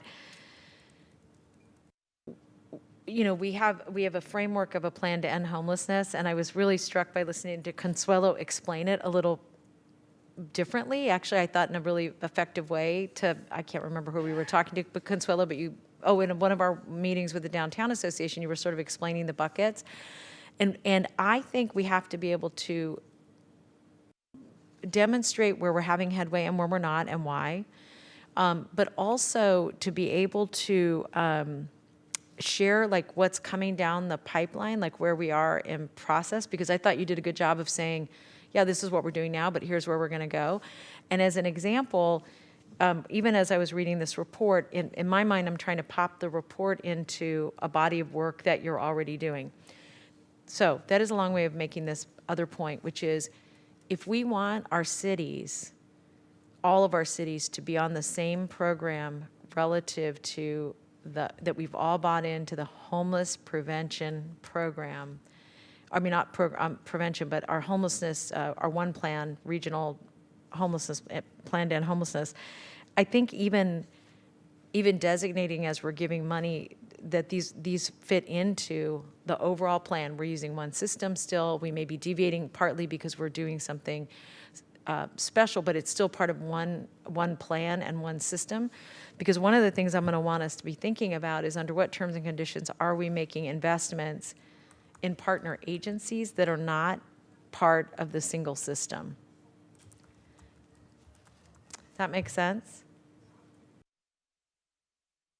So we talked about Salvation Army today. To me, if we're going to invest in them, they're in the system. They're opting. They're already in, but they're not fully in. So because they're dealing with a bunch of other agencies, they've got to be fully in. And then I think it will allow us to work more rigorously with the city of San Jose and kind of doing less one-offs and less things that we can't get paid back for and all the other concerns that we have about how to address that. So I think, Otto, I just so appreciate you raising that, and I want to double down on both the explanation but also the framework so that people understand why we're funding certain things and not others. Thank you. Are there public speakers on this item? We have a hand up from David Montiel. We'll open his microphone and check. David, which item are you intending to comment on? Sorry, we'll just give that a moment. Your microphone should be open. Go ahead and unmute. Yeah, 85. But I was trying to talk about the Lehigh plant, but I don't know how, somehow I must have not had my hand raised, or so I actually installed this Zoom client instead of the download your regular browser to access this forum. Apologies. President, would you like to give a certain amount of time? That's fine. He can continue for in this period. All right, David, we'll restart your timer and give you 2 minutes to speak. Please go ahead. Okay. Yeah, this is David Montiel, and my supervisor is Susan Ellenberg. I'm going to tell you one thing I noticed, and it is talking a little bit about the Lehigh thing, because the plant, because like I say, because of the issues, the technical issues I had, and I apologize for that. But I noticed that none of the board members, not even one, except for the gentleman that came up to speak, said, hey, we appreciate that Lehigh Cement Company has at least, supplied materials for our infrastructure for all these years. Yes, they messed up in several ways, but I also know that this county is very, very, very strict on regulations. I run a business, and I see the regulations changing and changing and changing, more strict, more strict, more strict. And yes, we have an environment to care about, but we also have jobs to care about. We also have people that want to get, concrete and other things cheaply. And one thing that Otto Lee was talking about, and there was a couple other people there, the actual plant was put in, and there was a large distance between the plant and people that were living there. So don't blame the plant for people that are close to it now. I mean, I think we really need balance, and I don't think this county has balance. I'm originally from the Midwest, and I understand. I've been around the country, and I'm originally from the Midwest, and sometimes there's so many regulations that what happens is you disincentivize a plant from making a business to just doing their normal things, like the electric, for example, electric lawnmowers, electric cars, everything trying to be electric. I think that's not going to work, and I think there's going to be a revolt on that, because people are going to say, look, the batteries are expensive, hardly any replacement parts for electric, like lawnmowers and stuff and all that. So I brought up a bunch of stuff, but I need you guys to think the broad term about business. Thank you. And that concludes public comment. Thank you very much. Let's vote on item 85, please. Supervisor Arenas? Yes. Supervisor Chavez? Yes. Supervisor Smidian? Vice President Lee? Aye. President Ellenberg? Yes. Just to confirm, this is a vote on 85, not 89? 85. Thank you. 85. We're now going to go to item 89, which does not require a Levine Act announcement. Supervisor You're welcome, Chavez. Joe. Thank you. First, I just wanted to acknowledge that we did get a response from staff on in addressing the Measure A task force's oversight. And I want to say a couple things. One, I'm super pleased with the oversight that we've had on this. It's been probably more rigorous than any other measure I've ever found, and I feel like we're getting really, really good feedback from the committee. I do want to just make sure I understand this. The response, and this is on the second page of the response, and what essentially is the staff moving quickly and rigorously to make sure that we're able to draw down resources where they're needed to make sure we can build housing.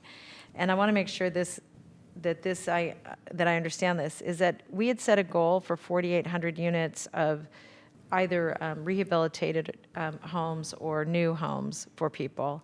And the 4,800 number is both rehabilitation and new housing as a goal. Am I remembering the goal initially correctly? Thank you, Supervisor Chavez. Yes, we have a 4,800 unit goal both of new construction and acquisition and rehabilitation of properties that either were not previously housing, like the conversion of Hillview Court, for instance. So technically, it could be considered new construction. So it's making sure that we're producing new units. Got it. So these are 4,800 new units. And then, if I'm reading this right, are you saying that we have the possibility of being able to build with the same amount of money another 1,657 units? No, Supervisor, the 1,600 units are the units that we have not officially counted towards the 4,800 count. The 1,600 units are comprised of our MOU with the City of Mountain View, 3 county-owned parcels where we will be selecting a development partner, our VTA sites. These are all part of our housing production pipeline where we've acquired or we've expended resources, but we don't count the unit until there's an entitlement approval. Thank you. But are you saying this 1,657 number could, because it says here that you're going to exceed the goal and supply of housing, and I just want to make sure if in the end, if you're effective and successful with these units, that it would take us from the 4,800 goal that we promised the public to a 6,457 outcome. It will be closer to about 5,200 because not all of the units that we produce are counted towards, there's only 4 categories in the goals section. So for instance, we have funded over 5,000 units. Of those 5,000, only a portion of them count towards the 4 goals that we have in the housing bond. So one thing I would just recommend is that